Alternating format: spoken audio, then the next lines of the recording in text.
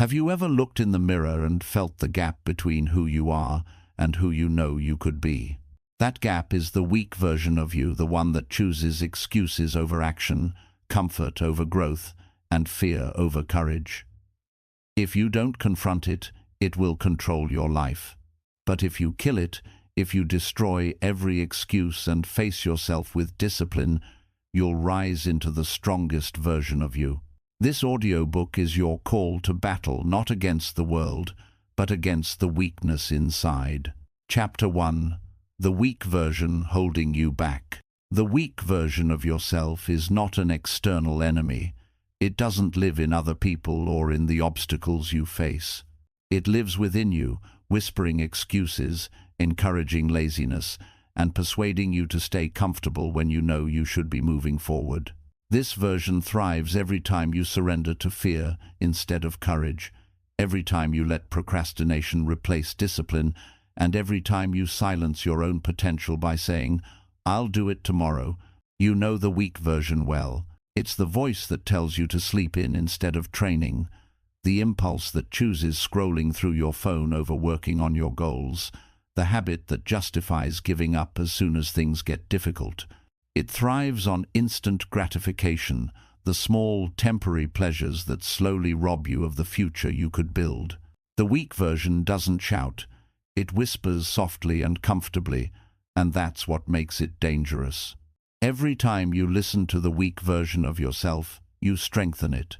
It grows every time you give it permission to lead.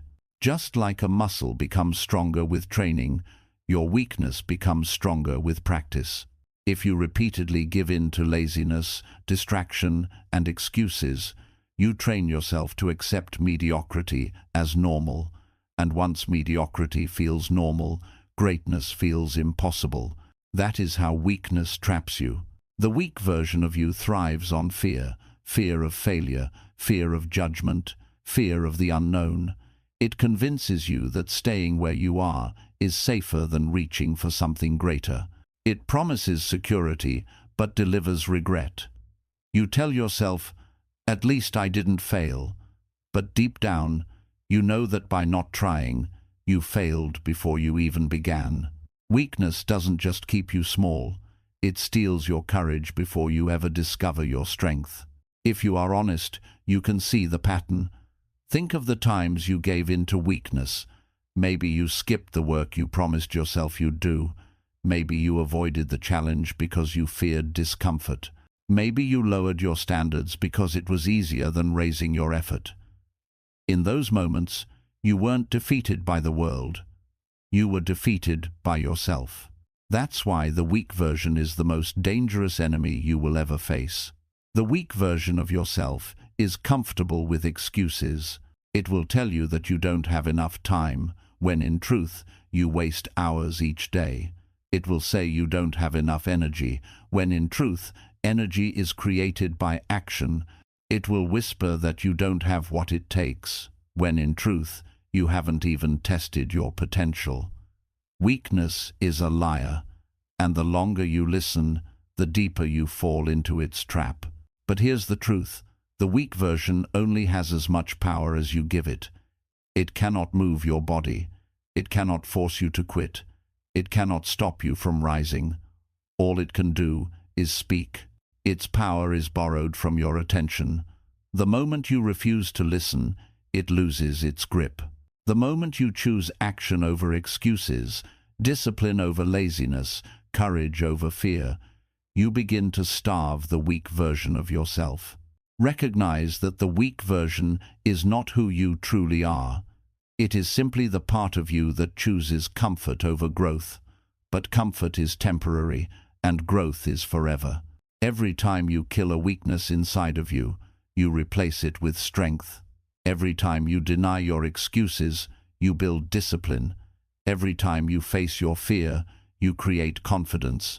Slowly, the strong version of yourself emerges, the version you were meant to live as. The weak version of you is clever. It disguises itself as self-care, as rest, as taking it easy. And while rest is necessary, weakness uses it as a weapon. It convinces you to rest before you've earned it, to stop when you should push, to delay when you should decide.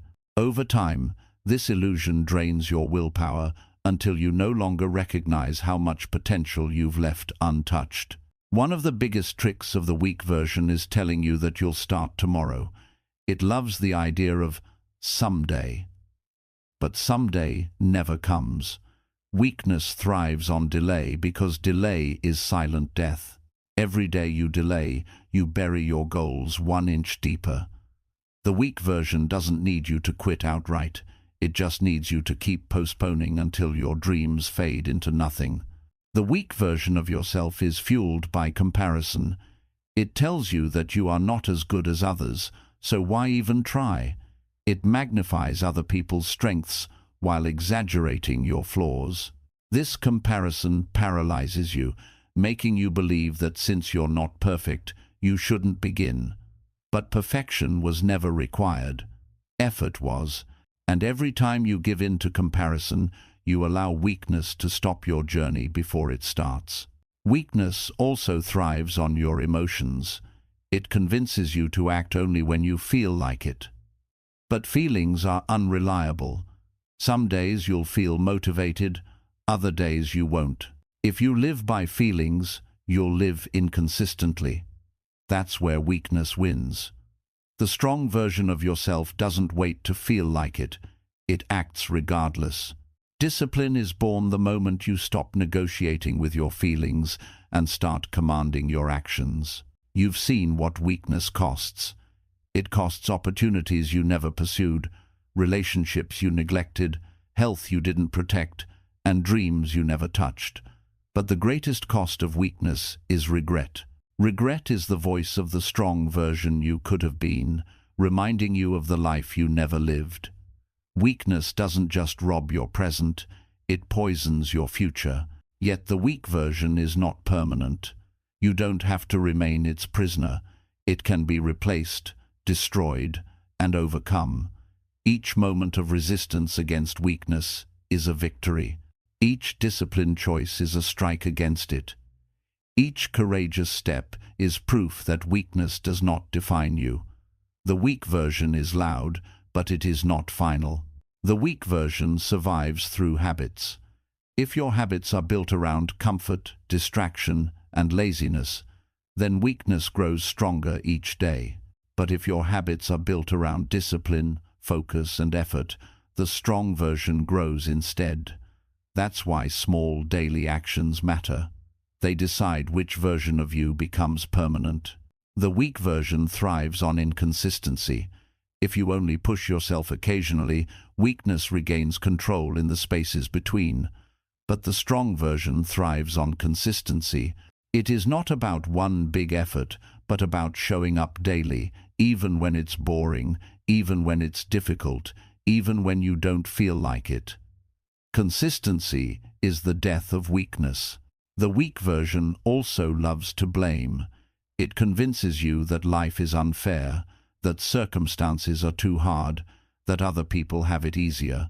But blame is weakness disguised as logic. Blame keeps you powerless. The strong version accepts responsibility not because life is fair, but because ownership is the only path to growth. Weakness thrives when you surround yourself with people who tolerate it. If your environment rewards excuses, distractions, and comfort, you will struggle to grow. But when you surround yourself with discipline, with people who demand more, with environments that push you higher, the weak version suffocates. Growth is contagious, but so is weakness. To kill the weak version of yourself, you must first confront it honestly. Denial keeps it alive.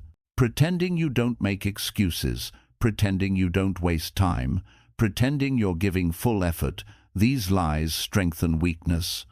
Honesty is the weapon that exposes it. Once you see the weak version clearly, you can no longer accept its rule. The weak version of you will always try to return. Even when you've built strength, it will test you in moments of fatigue, stress, or doubt. That's why discipline must become your shield. You cannot eliminate weakness forever, but you can weaken it daily until it has no power left. It will knock, but you don't have to open the door. Weakness fades when you take decisive action. The longer you hesitate, the louder it grows. But when you move forward immediately, you silence it. Action is the antidote to weakness. Every decision to act trains your brain to ignore excuses and strengthens the muscle of discipline. The weak version of yourself doesn't disappear by wishing. It disappears by doing. Every workout you complete, every task you finish, every goal you pursue, all of it starves weakness and feeds strength. The weak version only survives on inaction. Kill it by moving forward. The truth is, you will never feel fully ready to destroy weakness. That's the trap. It convinces you to wait until you're prepared, until you're motivated, until conditions are perfect. But perfection never comes. The strong version is built not in readiness but in action. You don't wait for courage. You build it by moving through fear. The weak version holding you back is not stronger than you. It only appears that way because you've given it years of practice. But today, you can take the first step to weaken it. Every moment you choose discipline, you prove to yourself that weakness does not define you. The weak version may live inside you, but it does not own you. Chapter 2. Why Comfort Breeds Mediocrity. Comfort feels safe, but it is the silent killer of growth. It lulls you into routines that ask for little and give even less. Comfort whispers that you've done enough, that you deserve rest, that tomorrow will always be there. Yet tomorrow turns into years, and the life you dreamed of slowly fades while you sit in the same place, satisfied with good enough. Comfort breeds mediocrity because it teaches you to avoid pain at all costs, but pain is the currency of growth. Muscles only grow through strain, minds only sharpen through challenge, and character only strengthens through trials. By escaping discomfort, you escape the very process that makes you stronger. People often confuse comfort with happiness, but comfort does not bring fulfillment. It brings stagnation. True happiness is built from progress, from achieving something that once seemed impossible. Comfort steals that joy by convincing you that the easy path is enough.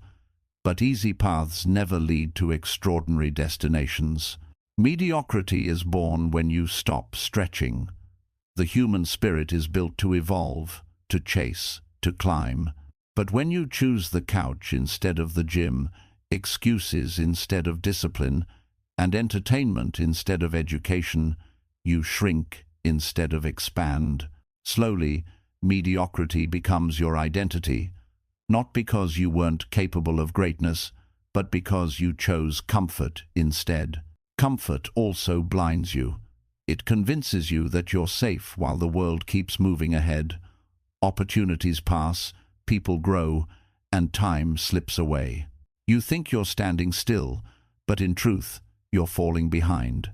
Comfort is deceptive because it doesn't hurt in the moment, but years later, it leaves you with the deepest pain of regret. Every achievement you admire was born out of discomfort. Athletes train through exhaustion, entrepreneurs endure rejection, artists create despite criticism. None of them reached greatness by staying comfortable. They sacrificed ease for growth, and in doing so, they escaped mediocrity.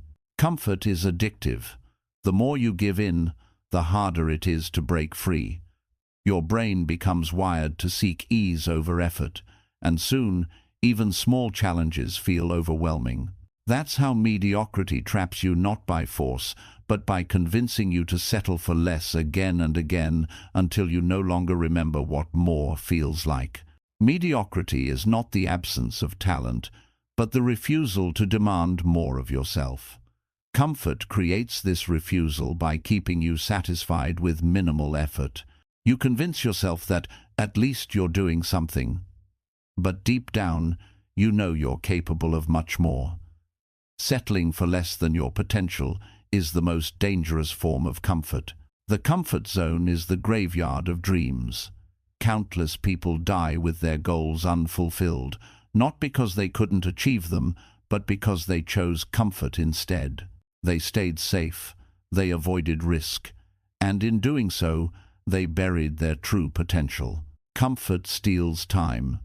Every hour spent in comfort without growth is an hour lost forever. You can't buy it back, no matter how much success you find later. Time wasted in comfort is the one currency you can never recover, and it is often the most expensive loss of all. Mediocrity thrives in excuses. Comfort tells you that it's okay to lower your standards, that you don't need to push harder, that what you've done so far is enough. But enough is the enemy of greatness. The moment you start believing your excuses, you surrender your future. Comfort kills urgency. It makes you believe there's always more time, more chances, more tomorrows. But success belongs to those who act now. Waiting for the perfect moment while living in comfort ensures that moment never arrives. Comfort is attractive because it feels safe.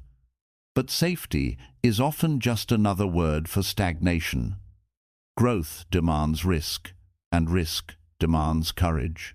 If you want to rise above mediocrity, you must be willing to leave the safety of comfort and step into the unknown. Mediocrity thrives when you seek pleasure before purpose. Comfort tempts you with short-term gratification, junk food, mindless scrolling, endless entertainment. But these pleasures come at the cost of long-term success. Choosing comfort repeatedly trains your brain to value temporary satisfaction over permanent achievement. Every success story is proof that discomfort is necessary. Champions wake up early, endure discipline, and face their fears. They reject the trap of comfort because they understand that mediocrity is the price of staying at ease. If you want success, you must first become comfortable being uncomfortable. Comfort creates passivity. It teaches you to wait instead of act, to wish instead of work, to hope instead of plan. Passive people rarely rise above mediocrity because success requires aggression, the willingness to chase, to demand, to create. Comfort strips you of that fire. Mediocrity often disguises itself as balance. People say, "I don't want to push too hard, I want to live comfortably." But balance is not the same as stagnation. True balance requires effort, discipline, and sacrifice. Comfort masquerades as balance while quietly stealing your potential. The weak version of yourself loves comfort. It thrives in it. It whispers, "Don't push. You've already done enough. Don't risk failure. Stay safe here." But the strong version of you demands more. It calls you into discomfort because it knows that is where greatness lives. Comfort not only keeps you small, but it also attracts mediocrity into your environment. When you settle, you surround yourself with others who settle. Soon, you normalize weakness, and excellence feels foreign. To break mediocrity, you must leave comfort and step into circles that demand discipline and growth. Mediocrity steals identity. You stop being the ambitious, disciplined person you were meant to be, and instead become someone who blends into the crowd. Comfort erases your uniqueness because it strips away the hunger that makes you extraordinary. Comfort also kills resilience. People who live in comfort avoid struggle, but struggle is what teaches resilience. When life inevitably challenges them, they crumble because they never trained themselves to endure. Mediocrity leaves you fragile. Discomfort builds you unbreakable. If you look honestly at your life, you'll see where comfort has held you back. The goals you abandoned, the progress you stopped, the moments you chose ease over effort, they all carry the fingerprints of comfort. Recognizing this truth is painful, but it is the first step toward escaping mediocrity. Comfort is a liar. It promises peace but delivers stagnation. It promises happiness but delivers regret. It promises safety but delivers fragility. Only when you reject its lies do you begin to experience the real rewards of growth, strength, and success. The choice is always yours. You can continue feeding comfort and live in mediocrity, or you can embrace discomfort and unlock greatness. Comfort is easy, but it is also expensive. Discomfort is difficult, but it builds a life that comfort could never give you. In the end, comfort breeds mediocrity because it kills ambition. The moment you choose ease over effort, you stop becoming who you were meant to be. But when you break free from comfort, when you embrace the challenge, when you push into the uncomfortable, you rise above mediocrity and step into greatness. Chapter 3. Facing your inner enemy. The greatest enemy you will ever face is not outside of you, it lives within. It is the voice that tells you to quit when things get tough, the whisper that says you're not good enough, and the excuse that convinces you to wait for someday. This inner enemy does not fight you with fists, but with thoughts. It does not stop you with chains, but with doubt. And until you learn to confront it, it will control every part of your life. Your inner enemy thrives in silence. It waits for the moments when you are alone with your thoughts, when nobody is pushing you, when discipline feels optional. In those moments, it feeds on hesitation, magnifies your fears, and builds a cage inside your mind. That cage is invisible to others, but to you, it feels impossible to escape. Facing your inner enemy means tearing down this prison one decision at a time. The inner enemy is not always loud. Sometimes it disguises itself as reason, convincing you that giving up is logical. It tells you, this isn't worth it, or you weren't meant for this. It makes quitting sound intelligent when in reality, it is just fear in disguise. To defeat it, you must learn to question the lies it presents as truth. This enemy inside you knows your weaknesses well. It knows your habits, your fears, your insecurities, and it uses them against you. When you are tired, it whispers to rest. When you fail, it tells you to stop trying. When you succeed, it tempts you with arrogance. It adapts, it shifts, and it always looks for new ways to keep you small. That's why you must be relentless in your awareness. Facing your inner enemy begins with honesty. You cannot defeat what you refuse to acknowledge. If you lie to yourself about your excuses, your laziness, or your fear, the inner enemy wins by default. Honesty shines a light in the dark places of your mind, exposing the excuses you've repeated so often they feel like truth. Once exposed, the enemy loses its camouflage. The inner enemy thrives on self-doubt. Every time you believe you're not capable, not worthy, or not ready, you strengthen its grip. But here's the truth, doubt is not reality. It's a story your inner enemy writes to keep you from stepping forward. Confidence is built by refusing to let that story define you and writing a new one through action. Many people think their greatest fight is with the world, but the world is never as cruel as the enemy within. You can recover from rejection, from failure, from setbacks, but when your own mind tells you to give up, that battle is far harder to win. If you conquer yourself, no external obstacle can defeat you. Your inner enemy is persistent. It does not stop after one victory. Every day, it looks for cracks in your armor, waiting for the right moment to strike. That is why self-discipline must be daily. Every morning you wake up, you must prepare to face it again. It is a lifelong opponent, but it is also a worthy one, because defeating it makes you unstoppable. One of the tricks of the inner enemy is comfort. It tells you to stay where it's safe, to avoid the unknown, to seek pleasure instead of pain. But safety is a trap. It feels good in the moment, but it chains you to mediocrity. The enemy wants you comfortable because comfort kills ambition. The only way to defeat it is to step into discomfort willingly. The inner enemy also feeds on comparison. It tells you that you'll never measure up, that others are too far ahead, that your progress is too slow. But greatness is not built by comparison, it is built by persistence. When you compare, you hand the enemy control. When you focus on your journey, you take that control back. Facing your inner enemy means rejecting excuses. Every excuse you accept strengthens its power. Excuses are the enemy's language. They sound reasonable, but they are poison.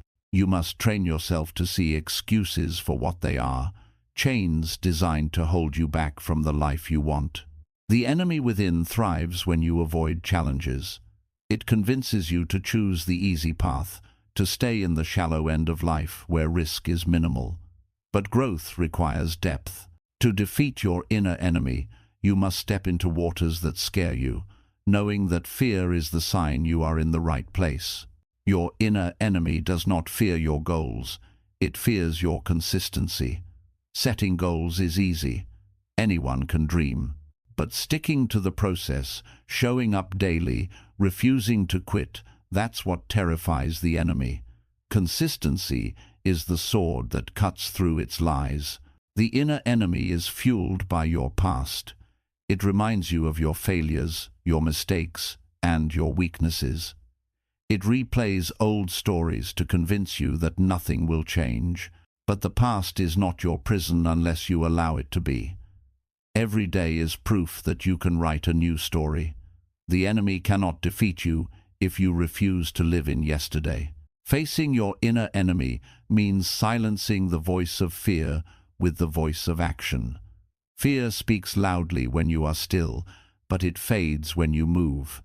The moment you take action, even a small one, the enemy loses its grip. Action is proof that you are stronger than hesitation. The inner enemy tries to convince you that you need to be perfect before you begin. It tells you that unless conditions are right, you shouldn't act. This perfectionism is another disguise. In reality, progress, not perfection, is what kills the enemy. Every imperfect action is still a strike against it. Your inner enemy thrives when you live for validation. It tells you that unless others approve, you shouldn't continue. But relying on validation makes you a prisoner. True strength is built when you act without applause, when you move forward, even if no one notices. That independence makes the enemy powerless. This enemy wants you reactive, not proactive. It waits for you to react to fear, stress, or failure, because in reaction, you are weak. But when you live intentionally, with clear goals and disciplined habits, you control the fight. The inner enemy cannot win against a mind that acts instead of reacts. Facing your inner enemy requires patience. It won't disappear overnight. You will battle it again and again. Some days it will win, but what matters is persistence. Each time you rise after defeat, you weaken it further. Over time, your strength becomes greater than its influence. The inner enemy hates discipline. Discipline is its natural killer because it removes negotiation. When you decide you will act no matter how you feel, you take away the enemy's power to manipulate you with emotions. Discipline transforms weakness into strength. This enemy grows when you hide from it. If you ignore your flaws, avoid your fears, and bury your struggles, it thrives in the shadows. But when you confront yourself honestly, when you face your flaws head-on, the enemy weakens. The strongest people are not those without flaws, but those who face them daily. The inner enemy also attacks when you're isolated. Alone and disconnected, it speaks louder. That's why it's important to build environments, habits, and relationships that remind you of your strength. Community and accountability silence the enemy's lies. Ultimately, facing your inner enemy is not a one-time event, it is a way of life. It means showing up every day ready to challenge the lies, confront the excuses, and push through the fear. It means replacing weakness with strength, hesitation with action, and doubt with faith. When you learn to face the enemy within, external battles no longer intimidate you. If you can conquer yourself, you can conquer anything. The inner enemy may always exist, but so will your power to rise above it. And once you master that, nothing outside of you can hold you back. Chapter 4. Discipline over desire. Desire is easy. It burns bright in the moment, but it fades as quickly as it arrives. Discipline, however, is steady. It does not rely on feelings. It does not ask whether you're motivated. Discipline shows up every day, whether you feel like it or not. This is why success belongs to the disciplined, not the dreamers. Desire will tempt you with shortcuts. It will tell you that wanting something is enough, that your passion alone will carry you. But passion without discipline is like fire without fuel. It burns out. Discipline provides the structure that keeps the flame alive long after the initial spark fades. The truth is, desire often follows emotion. It rises when you are inspired and vanishes when you are tired. But discipline doesn't care about emotions. Discipline acts in alignment with your goals, not your moods. If you build your life on desire, you will live inconsistently. If you build it on discipline, you will live with strength. Desire loves comfort. It seeks pleasure, ease, and instant gratification. But discipline embraces discomfort because it knows discomfort is the birthplace of growth. The person who chooses discipline over desire learns to sacrifice the small pleasures of today for the greater rewards of tomorrow. Think about the goals you've abandoned in the past. Were they lost because you stopped wanting them? No, they were lost because you stopped being disciplined. Desire may have started the journey, but only discipline had the power to finish it. That's why winners are not the ones with the strongest desires, but the ones with the strongest discipline. Discipline is the muscle that resists temptation. When desire whispers, "Skip today, you've earned it," discipline says, "Show up anyway." When desire says, "Eat the junk food, it's just one time," discipline says, "Respect your body." Desire negotiates, discipline commands. That difference decides who rises and who remains average. Desire is impatient. It wants results immediately. It craves success without sacrifice, recognition without effort, rewards without discipline. But real progress takes time, and only discipline has the patience to endure the long grind. The disciplined win because they are willing to suffer longer than desire is willing to wait. Discipline is not glamorous. It is often boring, repetitive, and uncelebrated. Nobody cheers when you wake up early, eat clean, or practice when no one is watching. But those unseen acts of discipline create the visible results that desire alone could never produce. Desire depends on motivation, but motivation is fragile. It disappears when life becomes hard. Discipline, on the other hand, is unshakable. It does not rely on inspiration but on decision. The disciplined person acts not because they feel like it, but because they refuse to betray their commitments. When you build your life on discipline, you create freedom. Freedom from regret, freedom from inconsistency, freedom from weakness. Desire promises freedom, but it delivers chains. Discipline feels restrictive in the moment, but it builds a life where you can look back and know you gave everything you had.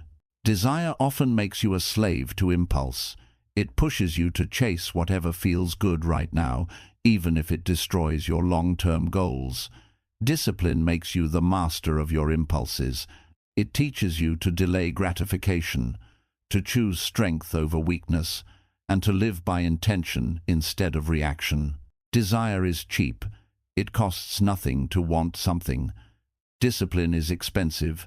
It costs effort, time, sacrifice, and consistency. But the rewards of discipline far outweigh the costs.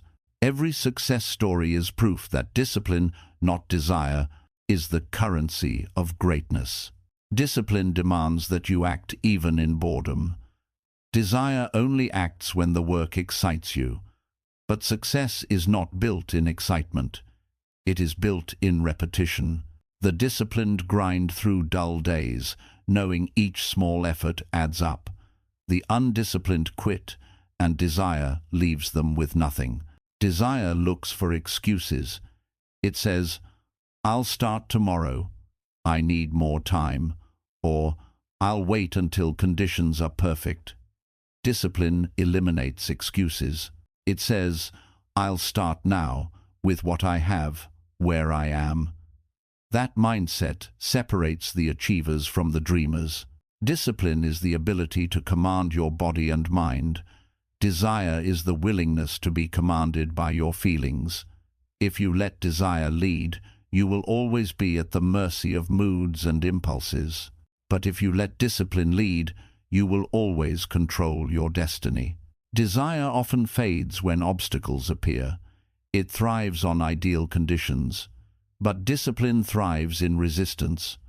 The harder things become, the stronger discipline grows. This is why disciplined people succeed where others give up, because they are trained to endure difficulty, not avoid it. The strongest version of yourself is not built through desire, but through discipline. Desire may spark the idea, but discipline builds the reality.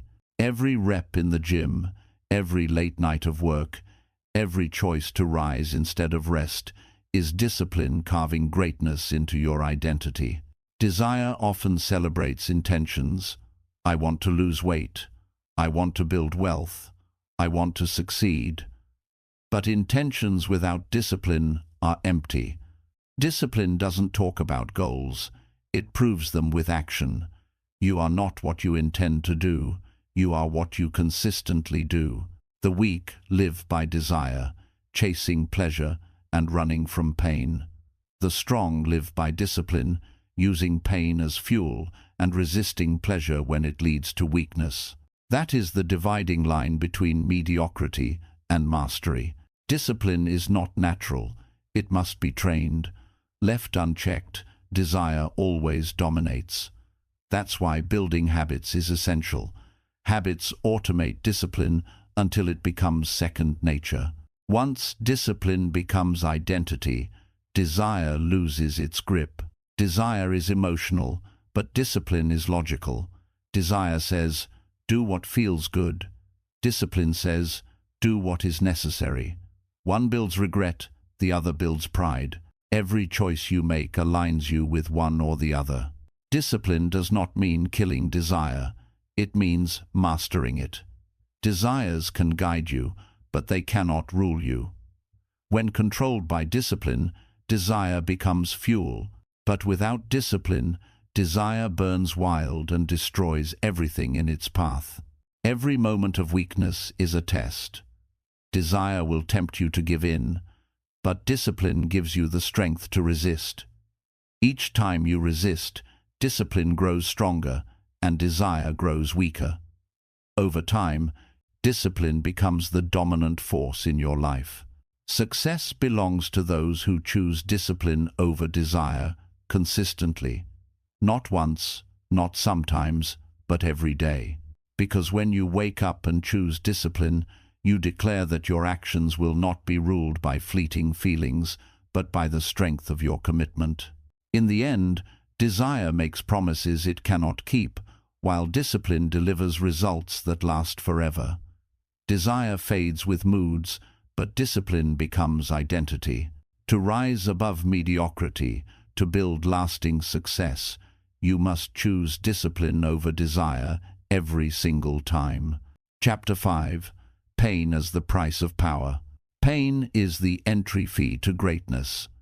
Every achievement, every transformation, every victory is paid for with discomfort, sacrifice, and struggle. The weak run from pain, but the strong understand it as the currency of growth. Without pain, there is no progress. Without struggle, there is no strength. The gym teaches this lesson clearly. Muscles only grow when they are torn down first. The soreness after training is proof of growth. In life, the same principle applies. Mental and emotional pain stretch your limits, forcing you to adapt. Pain is not punishment, it is preparation. Most people want power, but reject the price. They want confidence without rejection, strength without struggle, success without sacrifice. But the world doesn't work that way. Power cannot be bought with comfort. It must be earned through resilience in the face of pain. Pain exposes who you are. When things are easy, anyone can appear disciplined.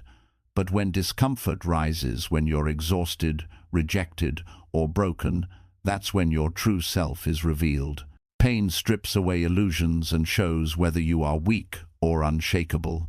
Powerful people are not those who avoid pain, but those who endure it and transform it. They don't see pain as a wall, but as a doorway. They walk through suffering with the understanding that every step taken in discomfort is a step closer to mastery. Pain also teaches humility. It reminds you that growth is not instant and strength is not guaranteed. It keeps you grounded, forcing you to face your weaknesses. And once you accept pain as part of the process, you stop resenting it and start respecting it as your teacher. Running from pain only multiplies it.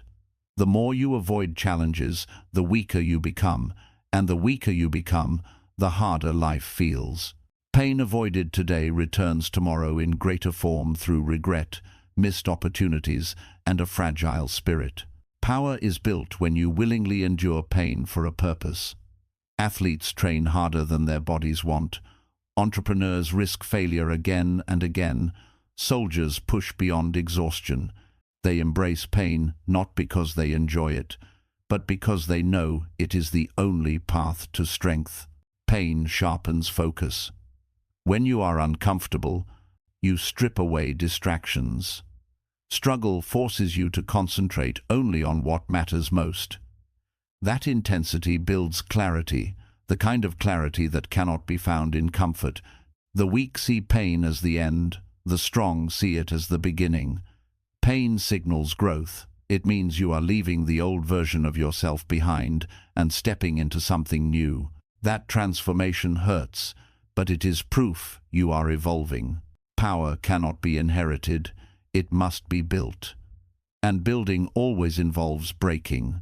Just as steel is forged in fire, character is forged in pain. The moments you thought would destroy you often become the very moments that define you. Pain demands discipline. Anyone can act when it feels good, but only the disciplined can act when it hurts. The ability to move forward through discomfort is what separates the extraordinary from the ordinary. Pain is temporary, but the power it builds is permanent. The soreness fades, the exhaustion lifts, but the strength you gain stays with you. Every painful step you take now becomes a weapon you carry for the rest of your life. The truth is, pain is unavoidable. Life will bring struggle whether you choose it or not. But if you willingly endure purposeful pain, the pain of discipline, the pain of growth, you build strength that prepares you for the pain you cannot control. Those who fear pain remain fragile. They never test their limits, never discover their strength, never build resilience. They live small lives because they are too afraid to face discomfort. But those who embrace pain expand their capacity, and in doing so, they expand their destiny. Pain also eliminates entitlement. It reminds you that nothing worth having is free. You stop expecting success to be handed to you and start earning it. This humility creates hunger, and hunger fuels relentless effort. Every time you endure pain, you silence weakness. The voice inside that tells you to quit grows weaker when you refuse to listen. Pain becomes proof that you are stronger than your excuses. Powerful people do not see pain as suffering but as transformation. They know the difference between harm and growth. Harm breaks you down without reason, but growth breaks you down so you can rebuild stronger. Recognizing this difference changes how you face every challenge. Pain builds respect for the process. The longer you endure, the more you realize that shortcuts are lies. True progress is slow, deliberate, and costly, but that cost is what makes the reward meaningful. Those who embrace pain carry unshakable confidence. They know they can survive storms because they've already survived their own. Each trial they endured becomes evidence that they are stronger than any obstacle ahead. Avoiding pain creates dependency. You wait for easier circumstances, softer conditions, and constant motivation. But embracing pain creates independence. You learn to thrive without perfect conditions, to act regardless of how you feel. That independence is real power. Pain also teaches gratitude. Once you have suffered, you learn to appreciate progress, strength, and peace more deeply. Without struggle, blessings feel ordinary. With struggle, blessings feel extraordinary. The weak curse pain, the strong thank it. They understand that pain gave them the resilience, wisdom, and strength to rise. Without it, they would still be fragile, untested, and unprepared. Pain, in truth, is a gift disguised as suffering. In the end, pain is not your enemy, it is your ally.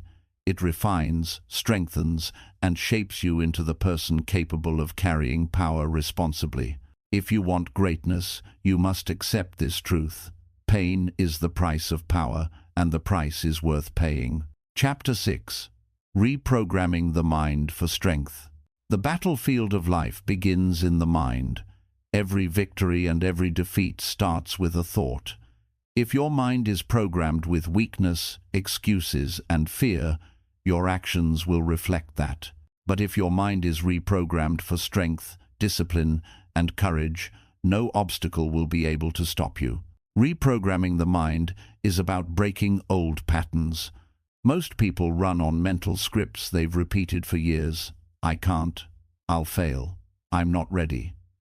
These scripts are lies written by fear, past failures, or negative environments.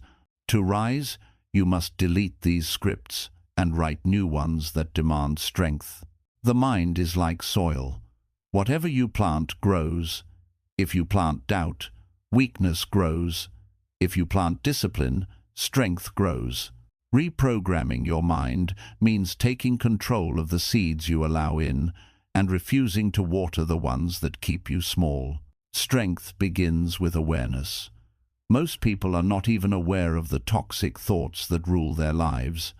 They live on autopilot, surrendering to the same excuses day after day. The first step to reprogramming is noticing those patterns, catching them in the moment, and refusing to let them pass unchecked. Affirmations are not just words, they are commands to the mind. When you speak discipline, courage, and confidence into yourself daily, you begin to believe them. Over time, the brain adapts to what it hears most often. If you don't program your mind with strength, weakness will program it for you. Your environment plays a massive role in your mental programming. If you surround yourself with negativity, excuses, and mediocrity, your mind will adopt the same. To reprogram yourself, you must surround yourself with people, places, and information that demand strength. Your environment either feeds your weakness or fuels your strength. Reprogramming also requires action. You cannot just think stronger thoughts. You must back them with stronger behaviors. Every disciplined action proves to your mind that you are capable. Each time you keep a promise to yourself, you rewrite the story your brain tells you about who you are. The mind adapts to repetition. If you repeatedly choose laziness, your brain wires itself for laziness. If you repeatedly choose discipline, your brain wires itself for strength. Neuroscience proves that habits carve pathways in the brain. Reprogramming means carving new paths until strength becomes your default. One of the strongest tools for reprogramming is visualization. When you see yourself succeeding, pushing through pain, or living as your strongest self, your brain begins to treat it as reality. Visualization primes the mind to believe what is possible, and belief is the foundation of strength. Reprogramming also means confronting the lies of your past. Maybe people told you that you weren't good enough, that you'd never succeed, or that you didn't have what it takes. Those lies became mental programs, Strength comes when you overwrite them with truth. You are capable, you are disciplined, and you are powerful when you act. The weak mind seeks comfort. It looks for shortcuts, avoids effort, and clings to excuses. A strong mind embraces challenge. It sees struggle as training, failure as feedback, and pain as progress. Reprogramming shifts your perspective from fear to opportunity, from weakness to strength. Daily rituals are essential to mental reprogramming. Morning routines, workouts, journaling, and meditation are not just habits, they are rewiring tools. They condition the mind to begin each day with focus, discipline, and clarity, instead of weakness and distraction. Reprogramming requires patience. You will not erase years of weak thinking overnight. The brain resists change at first, but persistence breaks resistance.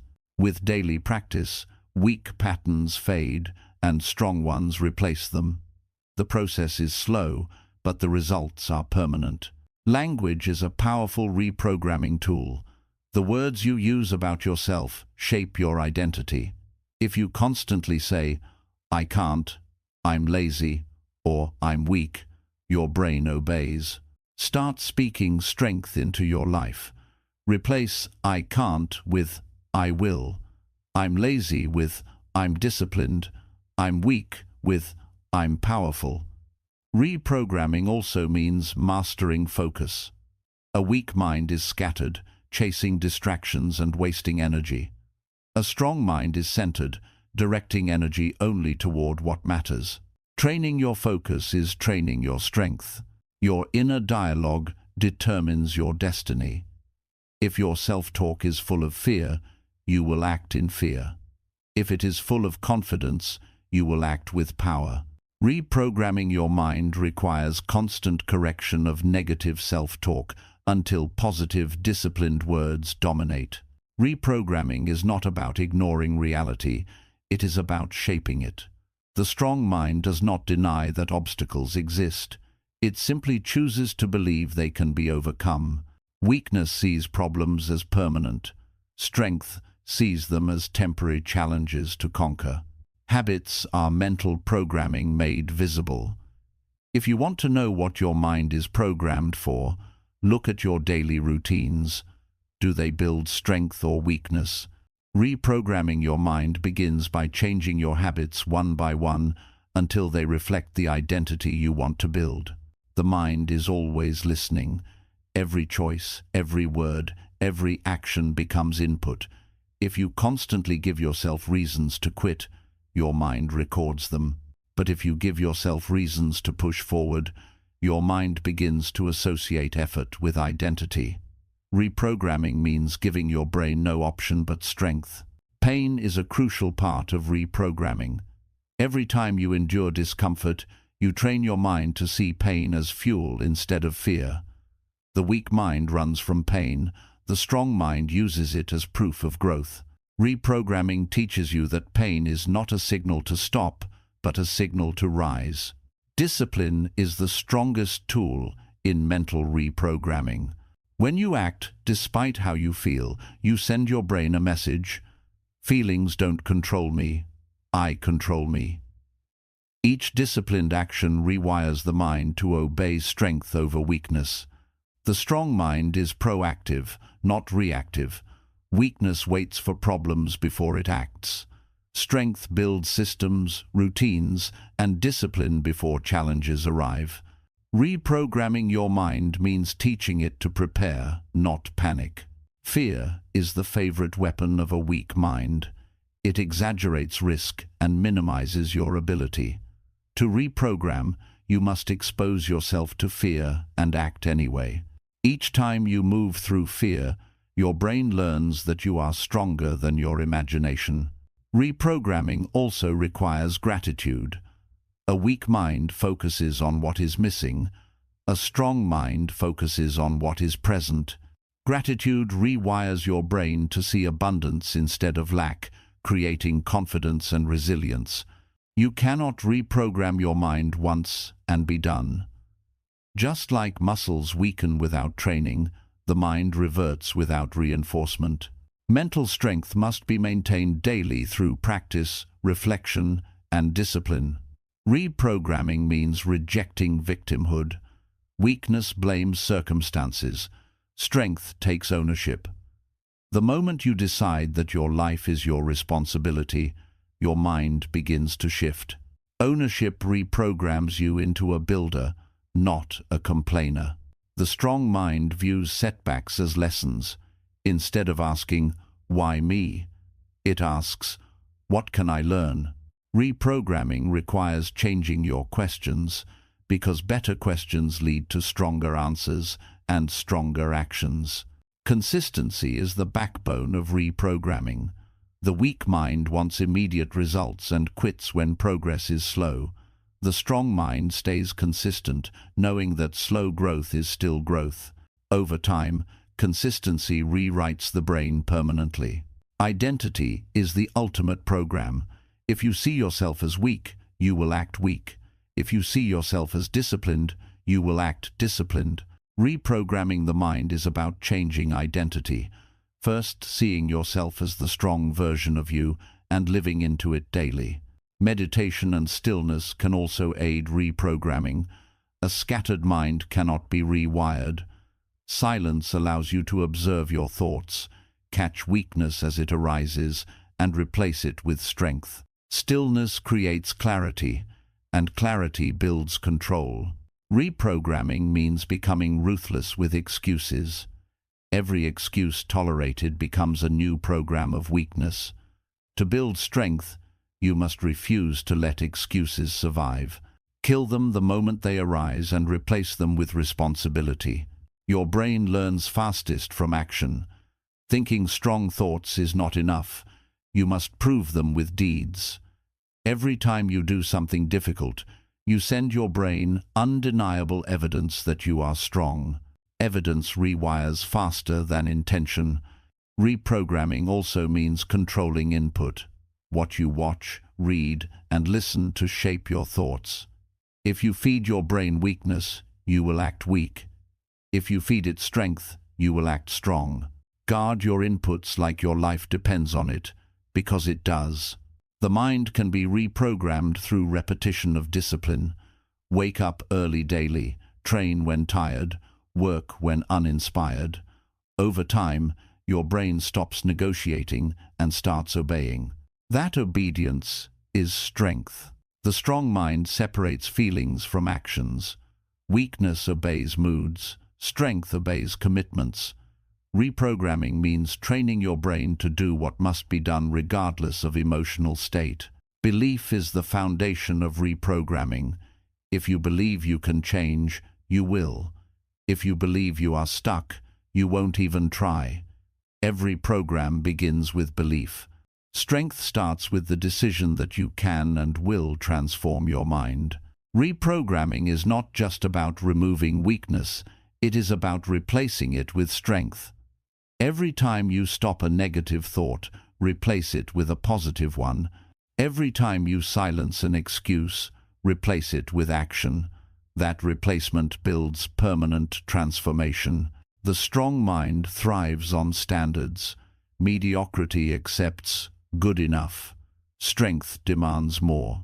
Reprogramming requires raising your standards higher than your feelings, higher than your excuses, higher than your weakness. Every thought either builds you or breaks you. Weakness comes from letting the wrong thoughts dominate. Strength comes from choosing thoughts that align with your highest self. Reprogramming is not occasional. It is a lifetime commitment to choosing strength again and again. Chapter 7. Habits that kill weakness. Weakness is not destroyed in one moment. It is chipped away daily through habits.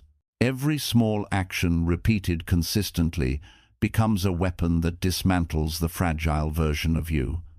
Habits are the silent builders of strength, and they are also the silent killers of weakness. The first habit that kills weakness is waking up with purpose. Weakness thrives when you start the day aimlessly, drifting without direction. But when you rise early and claim your morning with discipline, You set the tone for the entire day. The strong win the morning, the weak waste it. Another powerful habit is physical training. Weakness loves comfort, but exercise demands discomfort. Each workout is not just a test of the body, but of the mind. The habit of training teaches you to endure pain, embrace struggle, and prove to yourself daily that weakness has no home in your body. The habit of consistency destroys weakness faster than any single burst of effort. Weakness loves inconsistency because it creates openings for excuses. But when you build routines that you honor every day, no matter how you feel, you crush the weak version of yourself beneath the weight of discipline. Habits of discipline extend to how you speak to yourself. Negative self-talk feeds weakness. Repeated daily, it becomes belief. Replace it with positive, commanding language. I am disciplined. I am strong. I don't quit. Over time, this daily habit rewires your identity into one that weakness cannot penetrate. Another habit that kills weakness is deliberate discomfort. Cold showers, fasting, or tackling tasks you dread are training grounds for resilience. Each time you willingly choose discomfort, you weaken the grip of the weak version that always chases ease. Discomfort practiced daily becomes strength lived permanently. The habit of planning and prioritizing is also crucial. Weakness thrives in chaos, in unstructured lives where excuses can hide. By planning your day, setting priorities and sticking to them, you take away the weak version's weapon of, I didn't have time. Structure is strength. Reading and feeding your mind with wisdom is another daily habit that destroys weakness. Ignorance fuels excuses, but knowledge fuels discipline. By learning from the great minds before you, you sharpen your perspective and keep weakness too starved to survive. Habits of gratitude build resilience. Weakness feeds on complaints and self-pity, but when you practice gratitude daily, you shift your focus from what's missing to what's possible. Gratitude trains your brain to see opportunity instead of excuses. The habit of finishing what you start is non-negotiable. Weakness thrives in unfinished work, abandoned goals, and broken promises. Each time you finish, no matter how small, you send a message to yourself. I am reliable. I don't quit. Completion is a weapon that kills weakness. Another essential habit is honesty with yourself. Weakness survives in denial. It convinces you to ignore your flaws, justify laziness, and pretend mediocrity is acceptable. Daily honesty, looking at where you fell short and where you can improve, starves the weak version of its lies. Journaling is another tool for strength. Writing down your thoughts, actions, and goals each day keeps you accountable. Weakness hates accountability because it thrives in vagueness. Journaling brings clarity, and clarity builds power. Habits of self-control are daily battles. What you eat, how you spend your time, and how you react to emotions are choices. Each act of self-control, resisting junk food, avoiding distractions, holding your temper weakens the version of you that seeks indulgence and strengthens the version that seeks mastery. The habit of setting and upholding standards kills weakness. Weakness wants you to lower the bar, to accept good enough. But when you raise your standards and refuse to compromise, you create an environment where weakness suffocates. Standards define strength. Another daily habit is saying no. Weakness thrives on overcommitment and distraction. Saying yes to everything drains your focus. The habit of saying no to what doesn't align with your goals protects your energy and strengthens your resolve. Meditation and stillness can also destroy weakness. Weakness thrives in a noisy mind, in distraction, in endless mental chatter.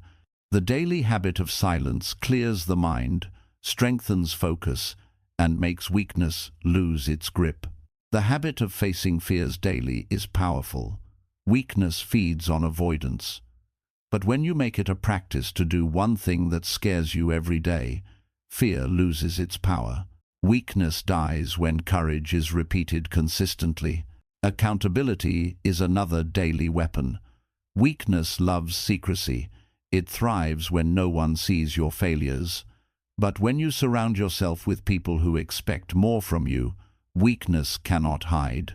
The habit of accountability forces you to live as your stronger self. The habit of discipline with money is overlooked but powerful. Weakness seeks instant gratification through reckless spending. Strength saves, invests, and manages wisely. Daily financial discipline builds long-term stability and weakens the grip of impulsive desires. Daily reflection is a habit that sharpens awareness. Weakness loves blind repetition, making the same mistakes without notice. But reflecting on your actions, progress, and failures each day ensures weakness cannot slip back unnoticed. The habit of rest and recovery, practiced with discipline, also destroys weakness. Rest is not weakness, it becomes weakness only when it turns into laziness. Resting strategically, to recharge for disciplined action, ensures strength continues to grow. Another essential habit is being early. Weakness makes you late, sloppy, and careless. But showing up early to work, to training, to life is a declaration of control. The habit of punctuality builds respect for time and kills weakness silently. The habit of humility keeps weakness from returning. Arrogance invites laziness. Humility invites growth. By staying humble and hungry, you ensure that weakness cannot sneak back in through overconfidence. The habit of resilience is built daily by not quitting. Weakness begs for surrender at the first sign of difficulty. But if you make it a daily habit to keep going, even when tired, even when progress feels invisible, you train yourself to live beyond weakness. Habits of clarity also kill weakness. Writing down your goals, reviewing them daily, and aligning actions with them prevents drifting. Weakness thrives when you live without vision. Clarity ensures every day has purpose, and purpose kills mediocrity. The habit of discipline in speech matters. Weakness makes you gossip, complain, and waste words. Strength speaks with intention, encouragement, and truth. Daily discipline over your tongue weakens the version of you that leaks power through careless words. Daily exposure to discomfort, whether physical, mental, or emotional, creates tolerance. Weakness crumbles when life gets hard because it was never trained for struggle. The habit of pushing yourself into hard things ensures weakness never finds a place to live. Another habit is persistence. Weakness quits quickly. Strength persists until results come. Making persistence a daily practice, no matter how small the action, builds unshakable momentum against weakness. The habit of discipline in sleep is also key. Weakness keeps you up late, wasting time on distractions. Strength respects recovery, ensuring you sleep enough to recharge. The habit of disciplined sleep fuels energy and sharpens focus. Learning continuously is another habit that destroys weakness. Weakness believes it already knows enough. Strength seeks knowledge endlessly. Reading, studying, and learning daily keeps your mind sharp and weakness powerless. The habit of gratitude for struggle reframes pain. Weakness curses hardship, but strength thanks it for building resilience. By practicing this mindset daily, you eliminate the weak reaction of self-pity and replace it with strength. Habits of integrity are non-negotiable. Weakness makes you cut corners, lie, or break promises. Strength keeps its word even when it hurts. Living with daily integrity kills weakness by refusing to compromise values. Discipline in diet is another daily practice. Weakness seeks indulgence, strength seeks fuel. Each healthy choice weakens the version of you that bows to cravings and strengthens the one that controls them. The habit of embracing failure as feedback is essential.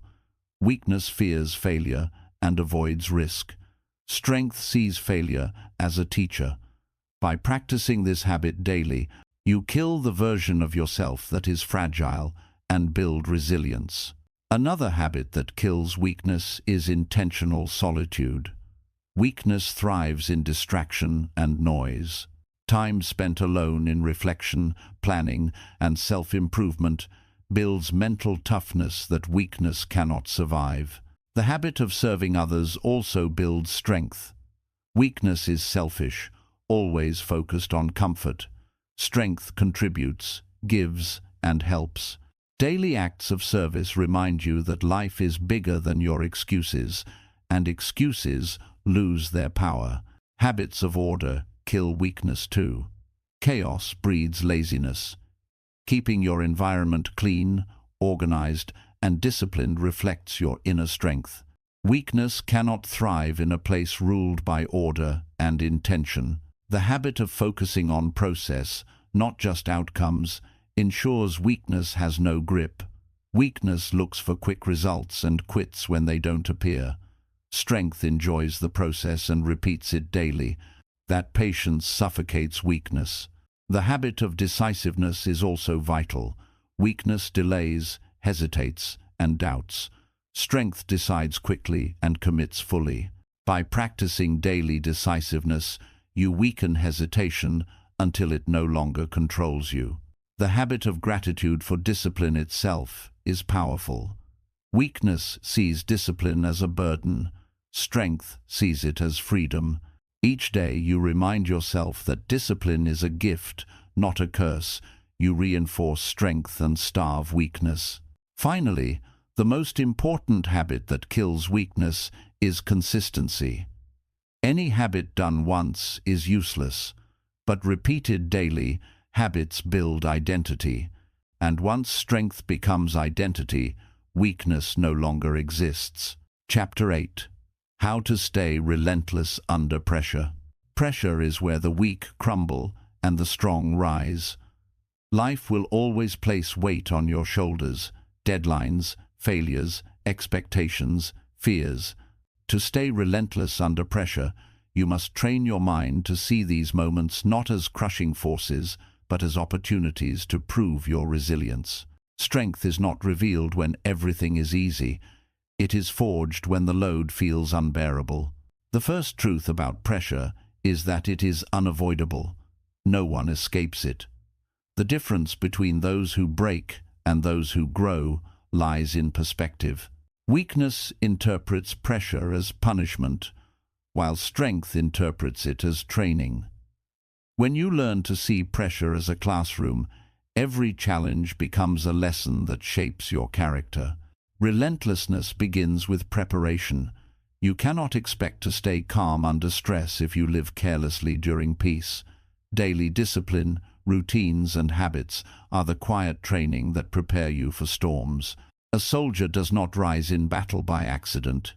He rises because he trained for the moment long before it arrived. Breathing is one of the simplest yet most powerful tools under pressure. In moments of chaos, your breath can either betray you or save you. Shallow, rapid breaths feed panic, while deep, controlled breaths calm the mind. Practicing controlled breathing every day equips you with the ability to steady yourself when life demands your focus most. Clarity under pressure comes from focusing on the present, not the overwhelming whole. Weakness looks at the mountain and collapses under its size. Strength looks at the next step and takes it. Relentlessness is built by narrowing your attention to what you can do now, not what seems impossible later. Embracing discomfort daily is key to resilience under stress. Cold showers, fasting, long workouts, these may seem small, but they teach your body and mind to function under strain. When you deliberately train in discomfort, real-life pressure feels less like a threat and more like another challenge you are already prepared to face. Visualization is another powerful tool. Athletes use it before competition to rehearse success in their minds. You can do the same before pressure moments in life. Picture yourself calm, focused, and strong under stress. The mind does not always distinguish between what you imagine and what you live. Visualization programs you for victory. Staying relentless under pressure also requires emotional control. Anger, fear, and panic are the allies of weakness. They cloud judgment and waste energy. Strength comes from recognizing emotions but not letting them lead.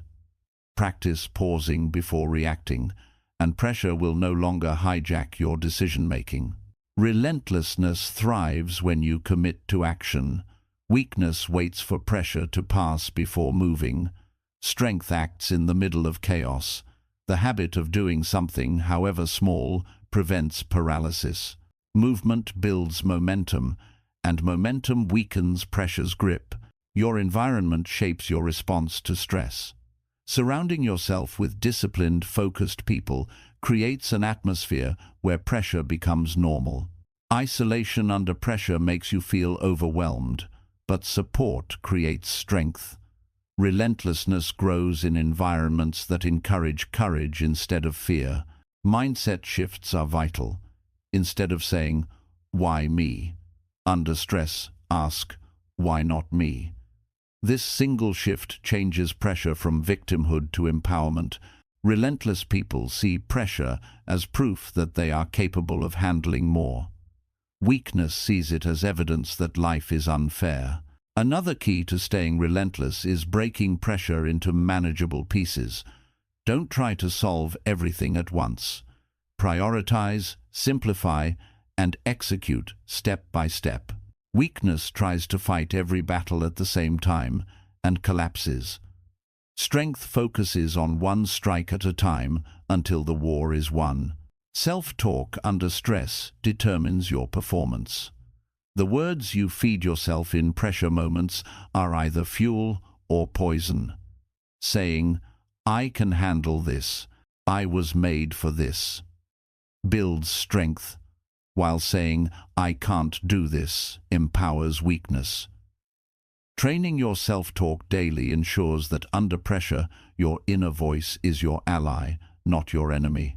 Pressure exposes preparation. You cannot fake discipline when tested. That is why consistency is vital. Daily habits of focus, self-control, and discipline create confidence under stress. Weakness cracks because it relies on motivation, but discipline survives because it is practiced until automatic. Relentlessness under pressure also means embracing failure as part of the process. Weakness collapses when things don't go perfectly. Strength expects setbacks, learns from them, and keeps moving. When you stop fearing failure, pressure loses its teeth. The habit of gratitude can transform how you experience stress. Instead of resenting the challenge, thank it for building you. Gratitude reframes pressure into growth. Weakness sees only pain. Strength sees opportunity hidden in difficulty. Relentlessness grows stronger when you detach from outcomes. Pressure often comes from obsession with results. But when you focus on giving your best effort instead of obsessing over control, you free yourself from fear. Weakness demands certainty. Strength thrives in uncertainty. Pressure tests identity. If you see yourself as someone who always cracks, you will. If you identify as someone who thrives in storms, you will rise. Your actions follow your identity. Build the identity of someone who is relentless, and pressure becomes the stage where you prove it. Routines under pressure anchor you. When everything feels uncertain, habits like morning routines, training, or journaling provide stability. These rituals remind you that discipline is stronger than chaos. Weakness abandons routines under stress, but strength clings to them to stay grounded. Another way to stay relentless is to focus outward, not inward. Weakness collapses into self-pity under stress. Strength channels pressure into serving others, solving problems, and creating value. Purpose beyond yourself creates resilience when pressure feels unbearable. Rest and recovery are underrated tools against pressure. Weakness confuses rest with laziness, but strength understands rest is fuel. Overexertion without recovery makes you fragile. Discipline ensures you recharge strategically, so pressure does not break you when it comes. Relentlessness also comes from embracing uncertainty. Pressure often arises because outcomes are unknown. Instead of resisting uncertainty, accept it as part of growth.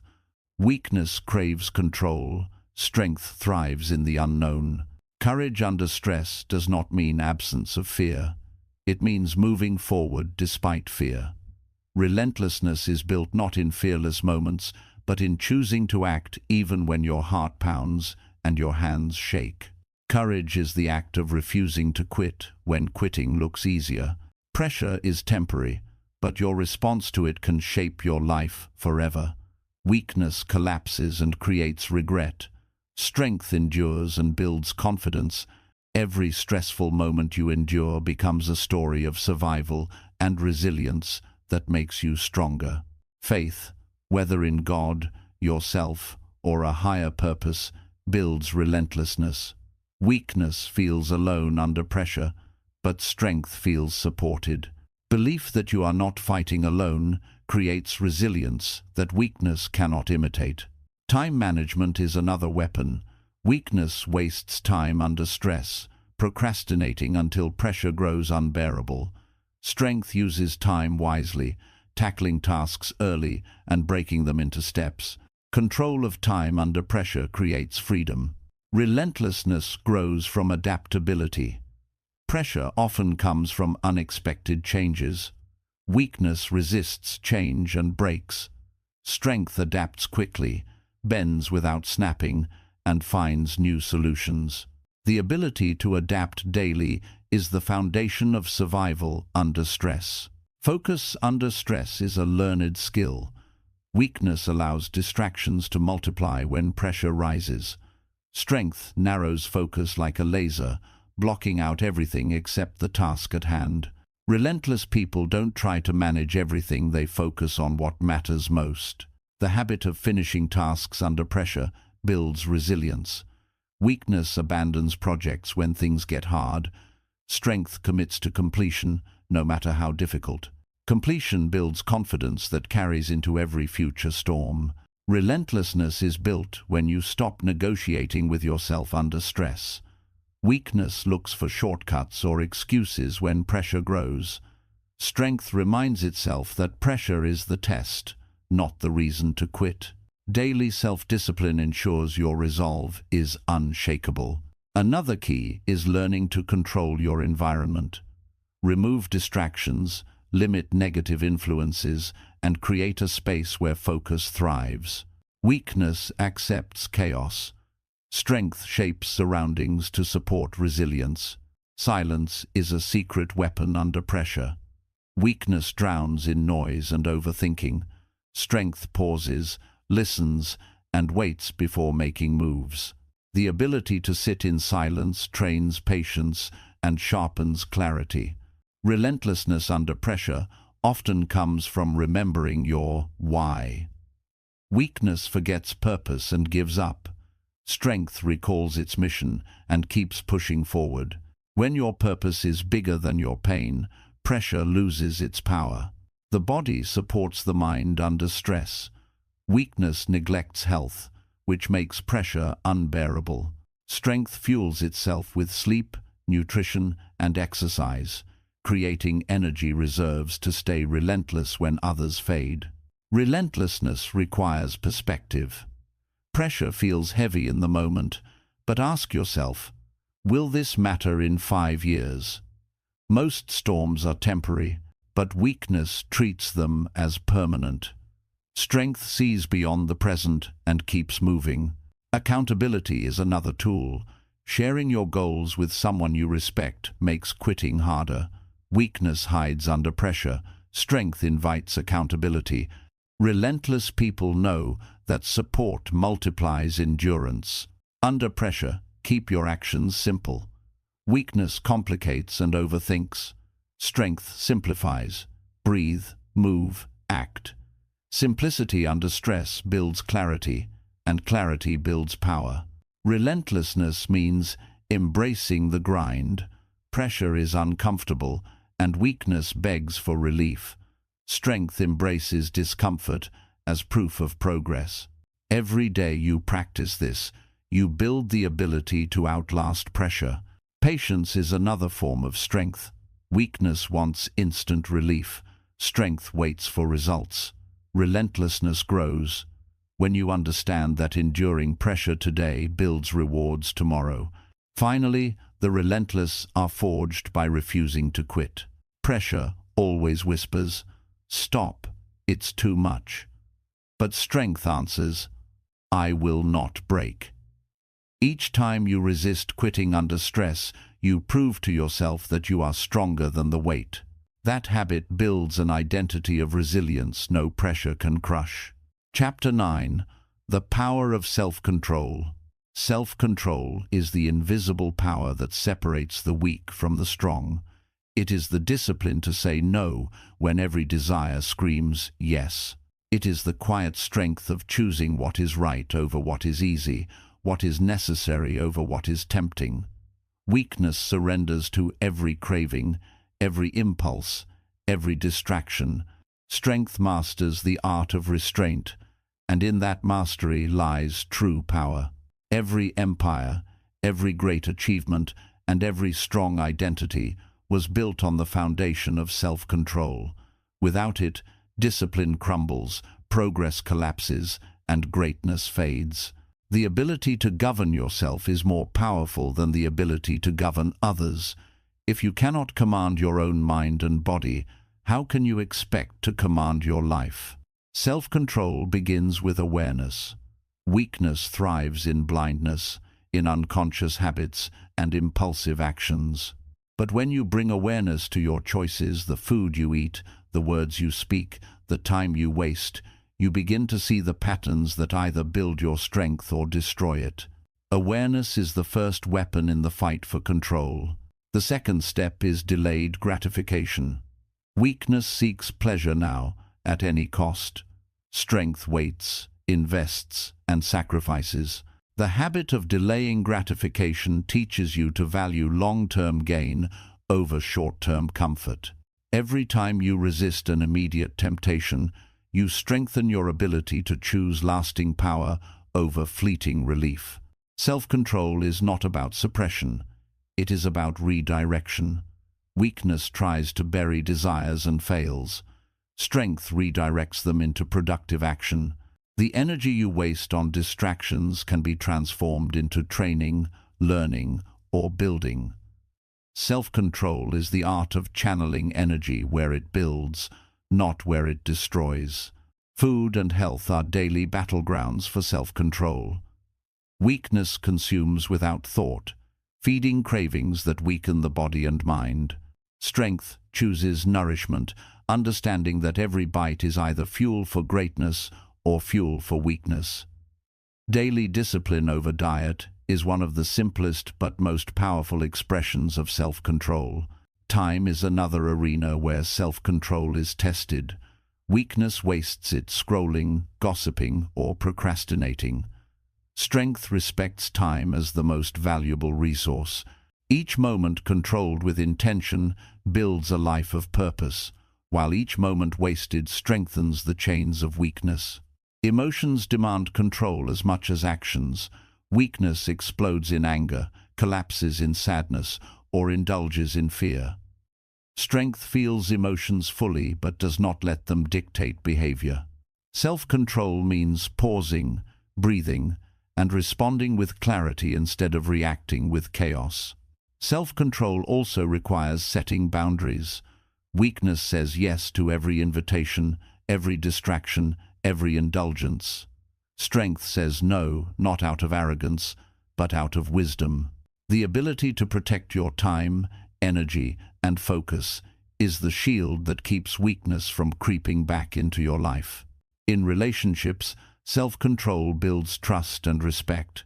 Weakness lashes out, breaks promises, and betrays. Strength practices restraint, keeps commitments, and honors others. A person with self-control commands respect without ever demanding it. Self-control is the root of financial discipline. Weakness spends impulsively, chasing fleeting pleasures. Strength invests, saves, and sacrifices for the future. Wealth is not built by chance, but by control. Control over desires, control over spending, and control over greed. The mind is the greatest battlefield of self-control. Thoughts of doubt, fear, and temptation constantly appear. Weakness entertains them until they become actions. Strength dismisses them and replaces them with empowering thoughts. Controlling your mind is the highest form of self-control. Self-control is also freedom. It may feel restrictive to deny yourself constant pleasure, but in truth, it liberates you.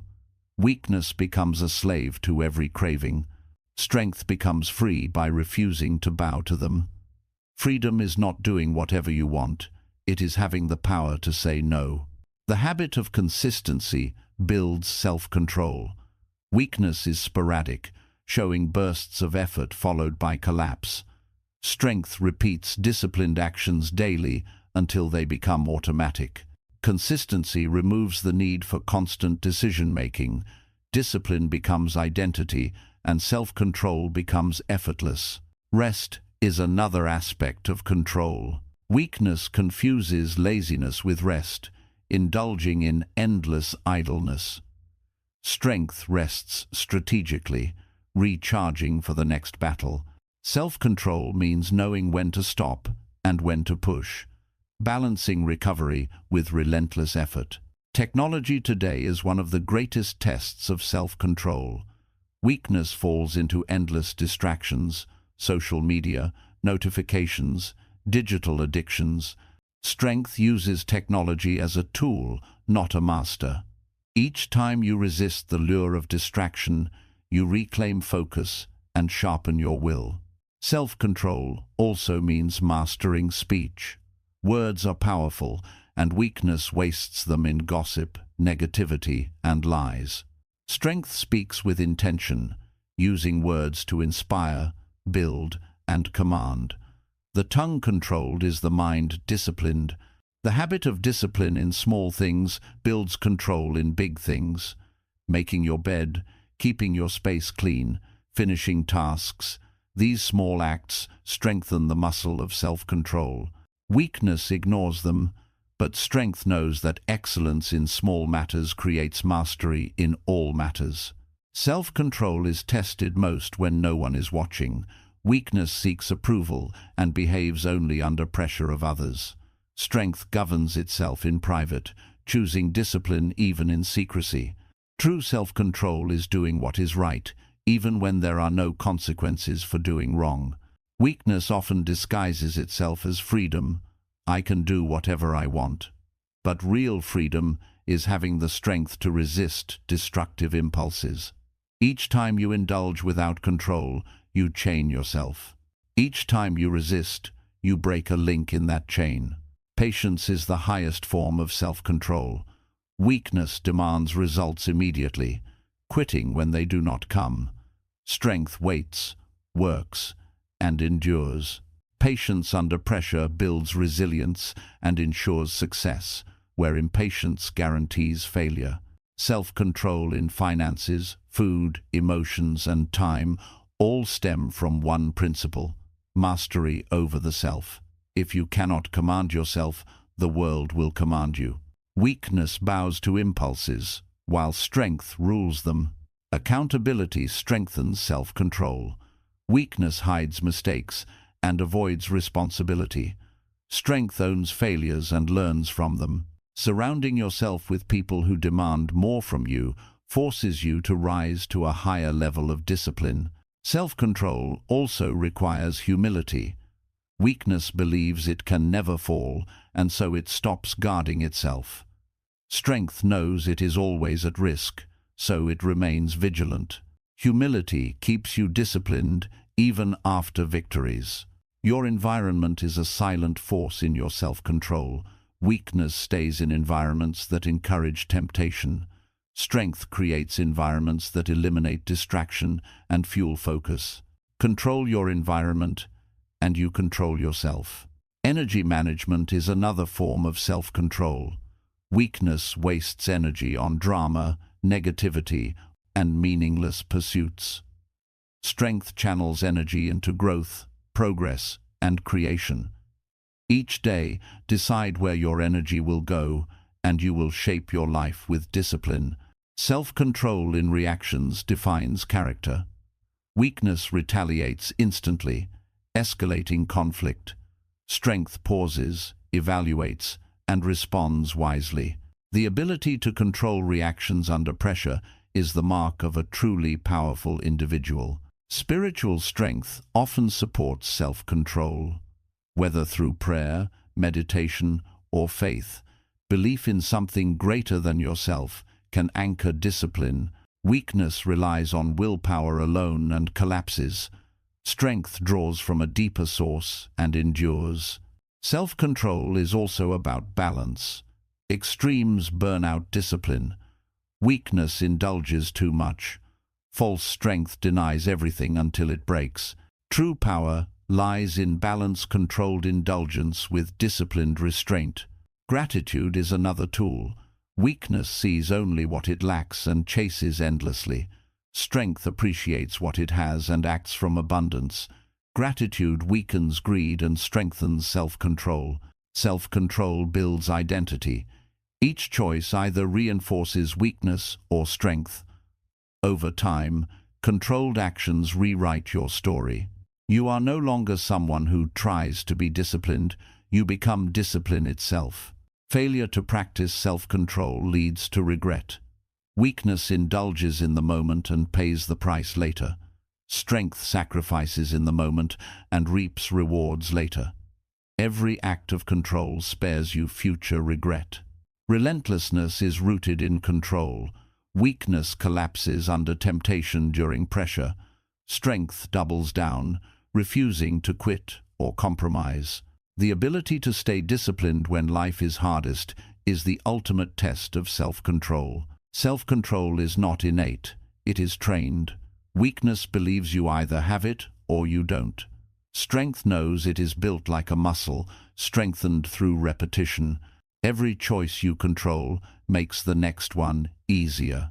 The greatest victories are invisible, the moments you resisted temptation, the times you chose discipline, the urges you denied. Weakness celebrates indulgence, strength celebrates restraint. Self-control makes you powerful not in front of others, but in the secret battles only you know you've won. Self-control sharpens focus. Weakness scatters energy in 1,000 directions. Strength directs it like a laser. The ability to focus is the fruit of daily control over impulses, distractions, and desires. The habit of discipline in finances, food, relationships, and time eventually becomes identity. Weakness plays pretend, acting disciplined occasionally. Strength embodies discipline daily, until it becomes who you are. In the end, self-control is the foundation of greatness. Without it, talent is wasted, discipline crumbles, and power fades. With it, every area of life rises.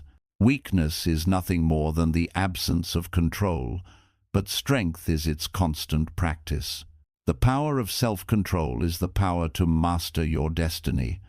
Weakness bows to cravings, distractions, and emotions. Strength commands them, harnesses them, and uses them as fuel. Every act of control is a step toward the life you were meant to live. Chapter 10. Be ruthless with excuses. Excuses are the most subtle poison to success. They disguise themselves as reasons, as logic, as fairness, but in truth, every excuse is a rope tying you to mediocrity. The strong know this, and that's why they treat excuses not with kindness, not with patience, but with ruthlessness. You cannot negotiate with excuses, you can only destroy them. The first step to being ruthless with excuses is recognizing them for what they are. Most people don't even notice when they are making excuses. I'm too tired, I don't have time, I'll start tomorrow. All of these sound reasonable, but they are lies weakness whispers to protect itself from effort. Awareness exposes the enemy. Excuses thrive on comfort.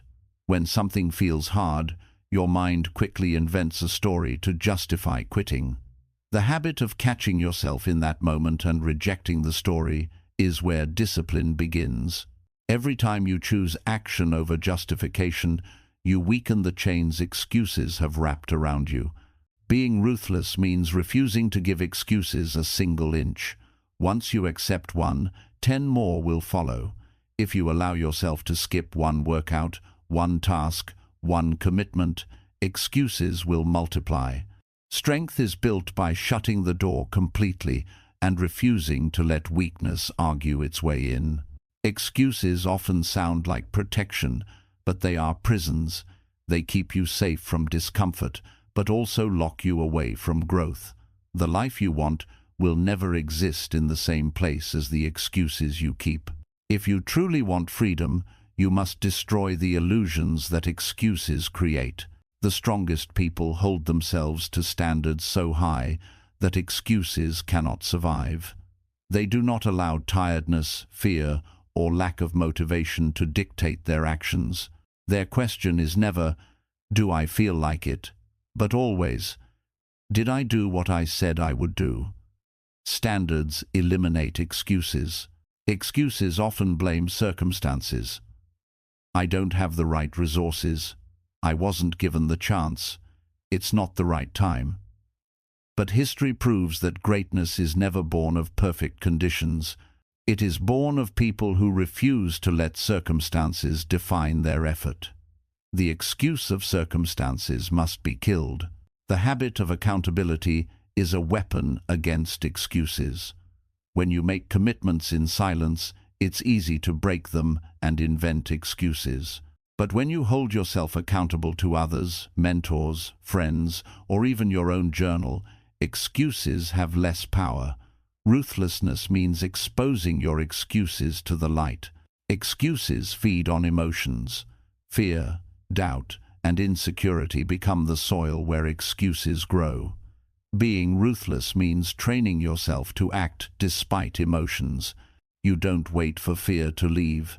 You act with fear in your chest. You don't wait for doubt to disappear. You walk forward carrying it. Excuses die when action ignores emotion. The weak treat excuses with sympathy. They say, "It's okay. I deserve rest. I'll do it later." The strong treat excuses like enemies. They answer, "No, I said I would, and I will." That ruthless mindset is what separates those who dream from those who achieve. Excuses often sound sophisticated. I don't want to burn out. I need to wait until I'm ready. It's not the right strategy. But these words often hide laziness, fear, or hesitation. The strong dig beneath every excuse to reveal its true face. Weakness dresses excuses in logic. Strength strips them bare. To be ruthless with excuses, you must love discipline more than comfort. Discipline whispers, "Do it now." Excuses whisper, "Do it later." Every moment of choice is a battle, and the outcome is determined by which voice you obey. The strong silence excuses with immediate action. Excuses thrive in moments of indecision. The longer you wait to act, the stronger excuses grow. Being ruthless means shortening the gap between thought and execution. You decide, you move, you act before excuses have time to speak. Speed kills hesitation. Excuses are often born from comparison. They had it easier than me. I don't have what they have. But every comparison is just another distraction. Being ruthless means refusing to measure yourself against others. Your battle is with yourself, and your only task is to do what you said you would do. The strong build systems that make excuses irrelevant. By creating habits, routines, and environments designed for discipline, they eliminate the opportunity for excuses. Weakness relies on willpower. Strength builds systems that make excuses impossible. Excuses love fatigue. "I'm too tired" is one of the most common lies. The strong reject it by training themselves to act regardless of energy. They understand that tired action is still action, and imperfect effort is still progress. Fatigue is no excuse when the mission is clear. Excuses often play on time. "I'll do it tomorrow" is the favorite line of procrastination. Ruthlessness means destroying the illusion of tomorrow. There is no later, there is only now. Strength lives in urgency. Weakness lives in delay. Excuses multiply in comfort zones. If your life is too easy, your mind invents reasons to avoid growth. Being ruthless means seeking discomfort deliberately, because excuses cannot survive in a place where growth is chosen every day. Comfort breeds excuses. Discomfort kills them. Excuses also love perfectionism. "I'll wait until I know exactly what to do. I'll start when I'm fully ready." But readiness is a lie. The strong know that starting imperfectly is better than waiting forever. Ruthlessness means acting without waiting for the perfect plan. Excuses love blame. "It's not my fault." Weakness points fingers at others, but strength points the finger at the mirror. Being ruthless means taking responsibility for everything, even when circumstances were not your choice. Excuses die when responsibility is embraced. The strong remind themselves daily that excuses build regret. Each excuse you accept today becomes a wound tomorrow. Regret is the cost of weakness. Pride is the reward of discipline. Being ruthless means remembering which pain you want to live with. Excuses often come dressed as self-care. "I need a break. I deserve rest." But self-care without discipline becomes self-destruction. The strong rest with strategy, not with excuses. They recharge to fight, not to avoid fighting. Excuses will whisper that your goals are impossible. It's too big, too far, too hard. Ruthlessness answers with progress. Every step forward disproves the lie. Weakness debates with excuses. Strength lets action silence them. Excuses try to tell you that small failures mean total defeat. You missed one day, you may as well quit. The strong are ruthless with this lie. They say, "I slipped, but I rise." Excuses try to chain you to failure, but discipline breaks the chain with persistence. Excuses weaken identity. Each time you believe one, you reinforce the idea that you are fragile, lazy, or incapable. Each time you reject one, you reinforce the identity of someone relentless. Your identity is shaped by the war you wage with excuses daily. Being ruthless means treating excuses as threats, not companions. You don't entertain them, laugh at them, or keep them around. You eliminate them completely, because you know they are trying to destroy your progress from within. Excuses thrive in silence. When you keep your goals secret, it is easy to invent lies and let them go unchallenged. Accountability makes excuses weaker. Saying your goals out loud makes it harder to betray them. Excuses love waiting for the right moment, but the right moment never comes. Strength understands that the best time is always now. Ruthlessness kills the fantasy of waiting and forces action into the present. Excuses also hide behind fear. What if I fail? But failure is not the end. It is training. The strong are ruthless with fear-based excuses because they know that courage is not the absence of fear, it is action despite it. Excuses grow stronger the more you feed them. Each time you listen, you give them power. Each time you ignore them, you take their power back. Being ruthless means starving excuses until they disappear. The strong understand that excuses destroy trust. Every time you break a promise to yourself, you weaken your own confidence. Discipline rebuilds that trust, one action at a time. Being ruthless means keeping promises no matter what. Excuses will always exist. The difference is whether you allow them to live in your mind. The strong build a habit of immediate rejection. As soon as an excuse appears, they answer with discipline. That instant decision keeps excuses powerless. Ruthlessness is necessary because excuses are clever. They adapt. As soon as you kill one, another will appear in a new disguise. You must be vigilant, ready to confront every form it takes. Weakness lets them evolve. Strength eliminates them at the root. Excuses often come from people around you. Friends, family, or peers may encourage you to quit or slow down. Being ruthless means refusing to accept the excuses of others as your own. Your standard is yours to uphold, no matter what others settle for. Excuses will always try to justify delay. It's not the right season, not the right mood, not the right opportunity. Strength recognizes that there will never be a perfect time. Ruthlessness means creating the time yourself. Excuses destroy potential. Every excuse accepted is a door closed. The strong are ruthless because they know that each excuse denied is a door opened. Growth is not blocked by lack of opportunity, but by the excuses that prevent you from walking through the door. The weak say, "I can't." The strong say, "I will." That is the essence of ruthlessness with excuses. Refusing to let them speak for you, refusing to let them define you, refusing to let them own you. Every decision is a chance to kill weakness or feed it. Ruthlessness is not cruelty to yourself. It is loyalty to your future.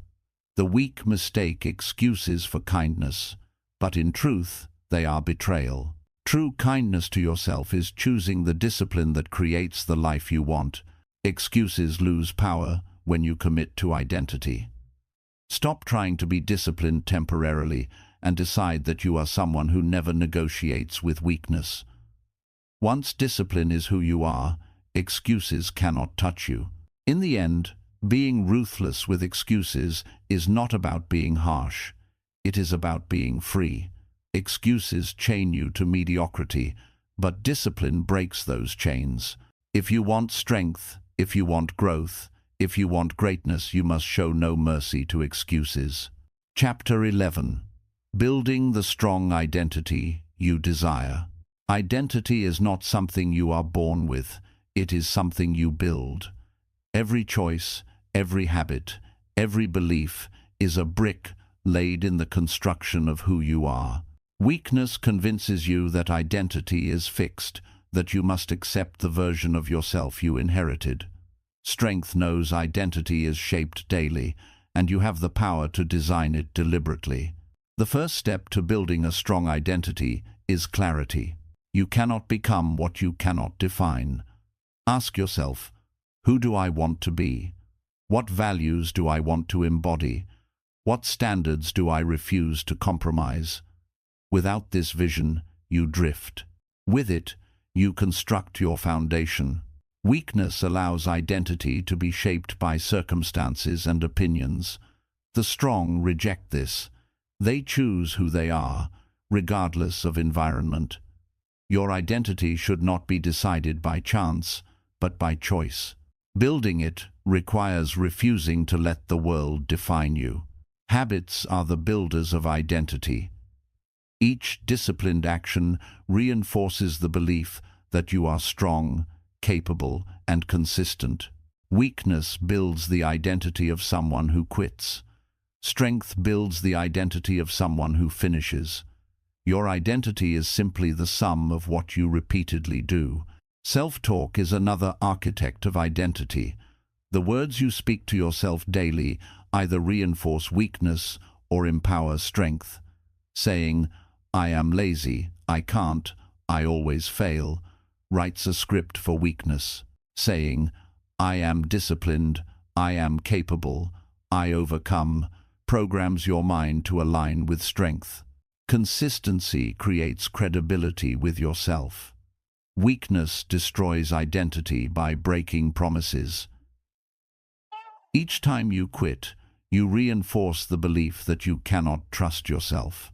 Strength builds identity by keeping commitments, even when difficult. Every promise kept is a brick of self-respect. Environment shapes identity too. Surrounding yourself with disciplined, ambitious people builds an identity of strength. Staying around negativity and mediocrity creates the opposite. Who you spend time with writes your story, whether you realize it or not. Choose wisely, because your environment is your mirror. The strong know that identity grows from struggle. Weakness avoids difficulty, but in doing so, it avoids growth. Every challenge you overcome becomes part of who you are. You cannot call yourself resilient without storms, or disciplined without resistance. Struggle carves strength into your character. Vision boards and affirmations may feel small, but they are powerful tools for identity. Seeing a picture of who you want to become daily reminds your subconscious of your direction. Repeating affirmations programs your brain to believe in that identity. Weakness forgets, strength remembers. Building identity requires cutting away the old self. You cannot hold on to the habits of weakness and expect to step into strength. The weak version of you must die so the strong version can live. Identity is not just adding new habits, it is eliminating the ones that hold you back. Identity thrives on discipline. Weakness makes decisions based on emotions. Strength makes decisions based on principles. When discipline becomes your standard, your identity becomes unshakable. No matter how you feel, you act as who you decided to be. Identity is revealed in private. Public victories are only the result of private standards. Who you are when no one is watching is your real identity. Weakness collapses in secrecy. Strength honors discipline even in silence. Faith in yourself is the backbone of identity. Weakness doubts and questions. Strength believes and affirms. You cannot build a strong identity while doubting your worth. Belief is the seed from which strength grows. Every identity requires sacrifice. To become someone stronger, you must give up comfort, excuses, and the weaker version of yourself. Weakness wants everything without paying the price. Strength pays now. Knowing identity built on sacrifice is permanent. Identity is built on alignment. Weakness says one thing but does another. Strength aligns thoughts, words, and actions. Integrity is the cement that holds the bricks of identity together. Without alignment, identity crumbles. The strong know that identity is not about pretending, it is about becoming. You cannot fake discipline for long. Pretending creates an image. Becoming creates reality. Identity rooted in truth will withstand storms. Identity rooted in lies will collapse. Another truth is that identity evolves. The strong version you build today may be different from the stronger version you create tomorrow. Weakness resists growth and clings to the past. Strength adapts, grows, and continuously redefines itself at higher levels. Journaling your progress builds identity. Writing your goals, your wins, and your lessons every day creates a record of discipline. Weakness forgets, but strength documents and reflects. The written story of your growth becomes evidence of who you are becoming. Identity must be tested. Weakness wants titles without trials. Strength knows identity is proven in difficulty. Calling yourself disciplined means nothing until it's tested on a hard day. Identity is not declared, it is demonstrated. Patience is key. Weakness wants instant transformation. Strength understands that identity is sculpted slowly, one disciplined choice at a time. Like stone, the carving takes years, but each strike shapes a masterpiece. Identity is also built by serving others. Weakness focuses only on self. Strength builds an identity of contribution, knowing that greatness is not just who you are, but the impact you make. Service strengthens your character and roots your purpose. The stories you tell yourself shape identity. Weakness says, "I've always been like this, I can't change." Strength says, "I am growing, I am capable, I am becoming stronger." Rewrite your story, and you rewrite your identity. Identity is also tied to rituals, morning routines, exercise, journaling, reflection. These rituals anchor your identity daily. Weakness wakes up aimless. Strength begins the day with intention. The first hour defines the rest. You must also be ruthless with labels. Weakness accepts labels like lazy, failure, or undisciplined as permanent. Strength refuses these labels and replaces them with new ones: disciplined, focused, relentless. The labels you accept become the life you live.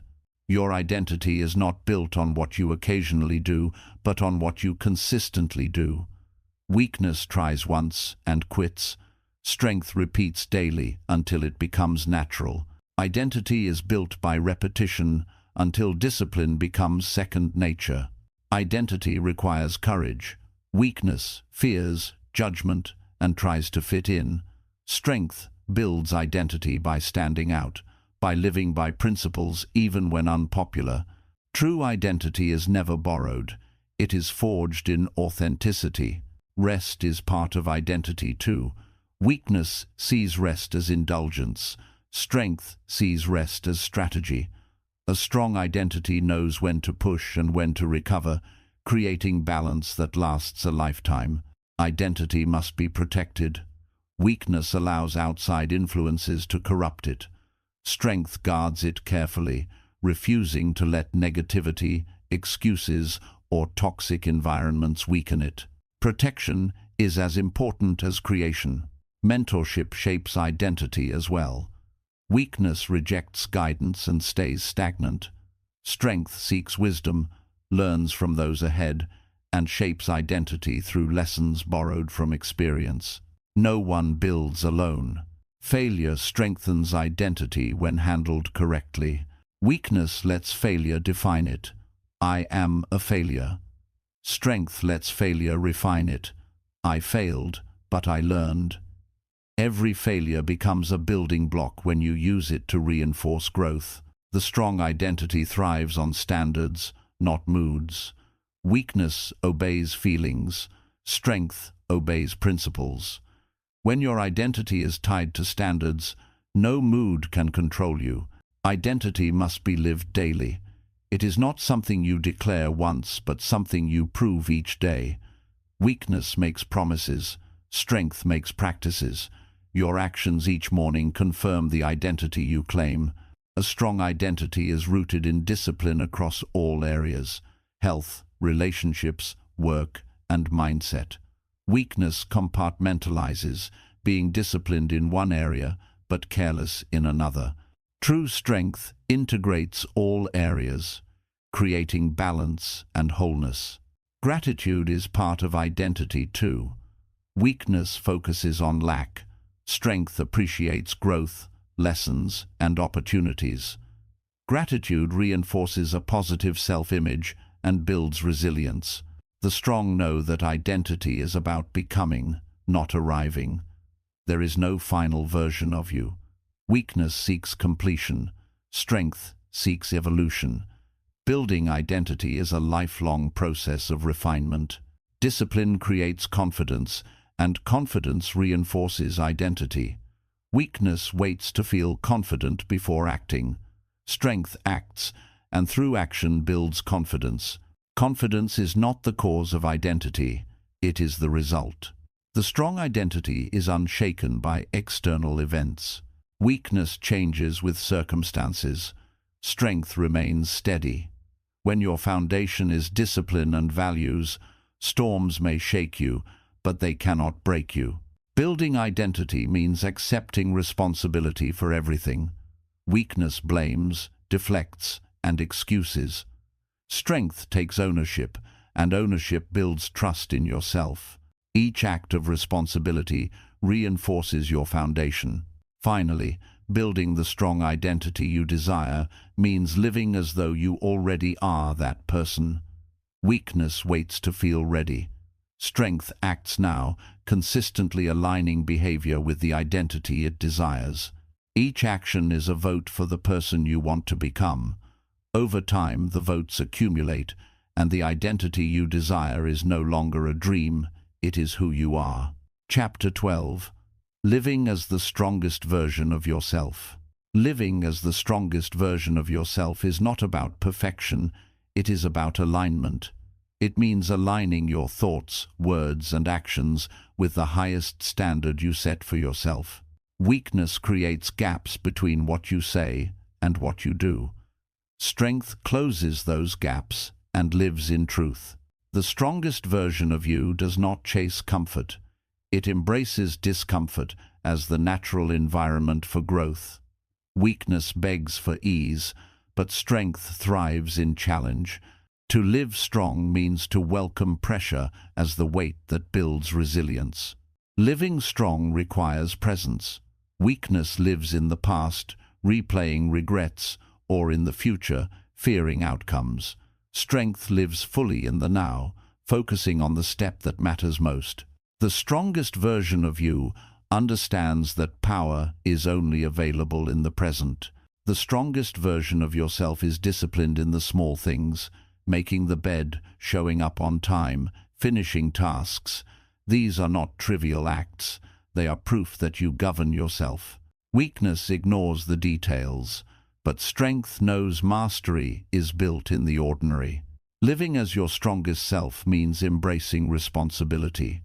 Weakness blames others, deflects, and avoids accountability.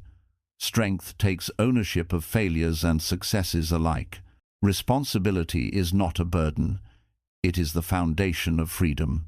The strongest version of you speaks with intention. Weakness wastes words in gossip, lies, or negativity. Strength uses words as tools to inspire, to build, to lead. Living strong means guarding your tongue as carefully as you guard your actions. Living strong also means mastering emotions. Anger, fear, and doubt will always exist, but the strongest version of you feels them without being controlled by them. Weakness reacts blindly. Strength pauses, reflects, and responds with clarity. The strongest version of yourself keeps promises. Weakness breaks commitments when it becomes inconvenient. Strength honors its word, no matter the cost.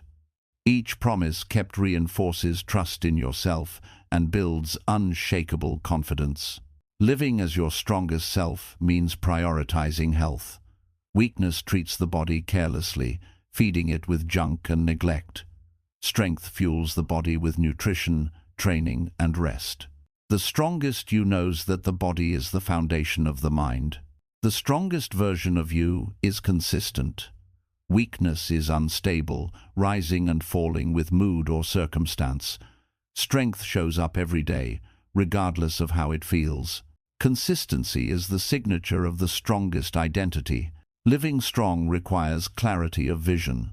Weakness drifts aimlessly, chasing every distraction. Strength knows exactly where it is going and why. Vision directs energy and eliminates wasted effort. The strongest you walks with purpose, not confusion. The strongest version of you is resilient. Weakness collapses after failure. Strength rises again, learning and adjusting. To live strong is to refuse to be defined by setbacks, but to use them as stepping stones toward mastery. Living strong means surrounding yourself with the right people. Weakness stays around negativity and excuses. Strength builds a circle of discipline, ambition, and growth. The strongest you knows that energy is contagious and protects its environment. The strongest version of you is not built in isolation from pain, it is built through pain. Weakness avoids hardship and stays fragile. Strength uses pain as fuel. Every struggle survived becomes proof of resilience. Living as your strongest self requires courage. Weakness bows to fear. Strength acts despite fear. The strongest version of you faces challenges head-on, knowing that fear is not a stop sign, but a doorway to growth. The strongest version of you practices patience. Weakness demands instant results and quits when progress is slow. Strength endures, trusting that time and consistency always deliver. Living strong means respecting the process. Living strong also means staying humble. Weakness inflates itself with arrogance and stops growing. Strength remains grounded, always hungry for more improvement. Humility keeps the strongest version of you open to learning. The strongest you embraces discipline as freedom. Weakness sees discipline as chains. Strength understands that true freedom comes from self-control. Living strong means choosing the habits that liberate you from chaos. The strongest version of you sees failure as feedback. Weakness interprets failure as identity. Strength sees it as a lesson, an adjustment. Living strong means embracing failure as proof of effort and fuel for progress. Living strong means guarding your time. Weakness wastes hours in distraction and procrastination. Strength values every moment as a chance to grow. The strongest you understands that wasted time is wasted life. The strongest version of yourself practices gratitude. Weakness focuses on lack and feeds envy. Strength appreciates every lesson, every challenge, every blessing. Gratitude fuels strength by shifting focus from what's missing to what's possible. Living strong requires service. Weakness lives selfishly, always asking, "What do I get?" Strength contributes, uplifts, and builds others. The strongest you understands that true fulfillment comes from impact, not indulgence. The strongest version of you is adaptable. Weakness resists change and breaks under pressure. Strength bends, learns, and adjusts. Living strong means seeing change not as a threat, but as a chance to evolve. The strongest you practices silence and reflection. Weakness fills every moment with noise and distraction. Strength values solitude, using quiet to sharpen clarity and direction. Living strong means creating space for thought and vision. Living as your strongest self means mastering focus. Weakness scatters energy in 1,000 directions. Strength concentrates on what matters most. The strongest version of you channels all energy into the mission, refusing to be distracted. The strongest version of you forgives quickly. Weakness clings to resentment and wastes energy in bitterness. Strength lets go, not for others, but for inner peace. Living strong means freeing your heart to focus on growth, not grudges. The strongest you embraces simplicity. Weakness complicates life with clutter, chaos, and unnecessary distractions. Strength seeks clarity and order. Living strong means cutting away what doesn't matter and focusing on what does. Living strong means building daily rituals. Weakness floats through the day with no structure. Strength begins and ends with intention, using rituals to anchor discipline. The strongest you is built in the ordinary moments repeated with purpose. The strongest version of you is decisive. Weakness hesitates endlessly, paralyzed by doubt. Strength chooses and commits. Living strong means trusting yourself enough to act boldly. The strongest you is disciplined with finances. Weakness spends recklessly, chasing instant pleasure.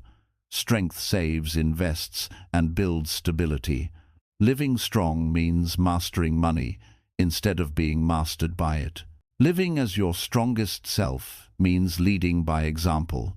Weakness talks but does not walk. Strength acts and lets action speak. The strongest you inspires others by living proof, not empty words. The strongest version of you takes care of the mind. Weakness fills it with garbage, negativity, fear, and distraction. Strength feeds it with wisdom, books, and growth. Living strong means training the mind as much as the body. The strongest you is relentless. Weakness quits when it's tired. Strength keeps going until the mission is complete. Living strong means refusing to quit, no matter how long it takes. Living strong means practicing self-control. Weakness indulges every craving and impulse. Strength resists, chooses, and governs itself. The strongest you lives in mastery, not slavery to desire. The strongest version of you protects integrity. Weakness compromises values for convenience. Strength honors principles, no matter the cost. Living strong means building a life rooted in truth. Living as your strongest self requires discipline across seasons. Weakness is seasonal, acting strong only when motivated. Strength is consistent in summer and winter, in peace and storm. The strongest you remains unshaken, regardless of season. The strongest version of you lives with vision. Weakness drifts in confusion. Strength charts a path and walks it. Living strong means knowing not just who you are, but where you are going. The strongest you honors sacrifice. Weakness avoids giving up anything. Strength trades comfort for growth, now for later, ease for greatness. Living strong means valuing the long game. Living strong means becoming an example to your future self. Weakness looks backward, wishing. Strength looks forward, building. The strongest you acts today in a way that tomorrow's version will thank. The strongest version of you is not hidden, it is waiting. It is built every day in your habits, your choices, your discipline. Weakness is always the easy choice. Strength is always the hard one. Living strong means choosing the hard path until it becomes who you are. In the end, living as the strongest version of yourself is not about reaching perfection, but about progress. Weakness waits for permission to rise. Strength decides daily to show up, to push, to grow. The strongest version of you is already inside. It is revealed every time you refuse to settle for weakness. You now understand that the enemy was never out there, it was within. The weak version of yourself has robbed you long enough. Every time you delayed, every time you made excuses, every time you chose comfort over courage, it grew stronger. But today, you've taken the first step to destroy it. Remember, your stronger self is not built in one moment, it is built in every decision. Kill excuses, choose discipline, and live as the version of you that was always meant to rise.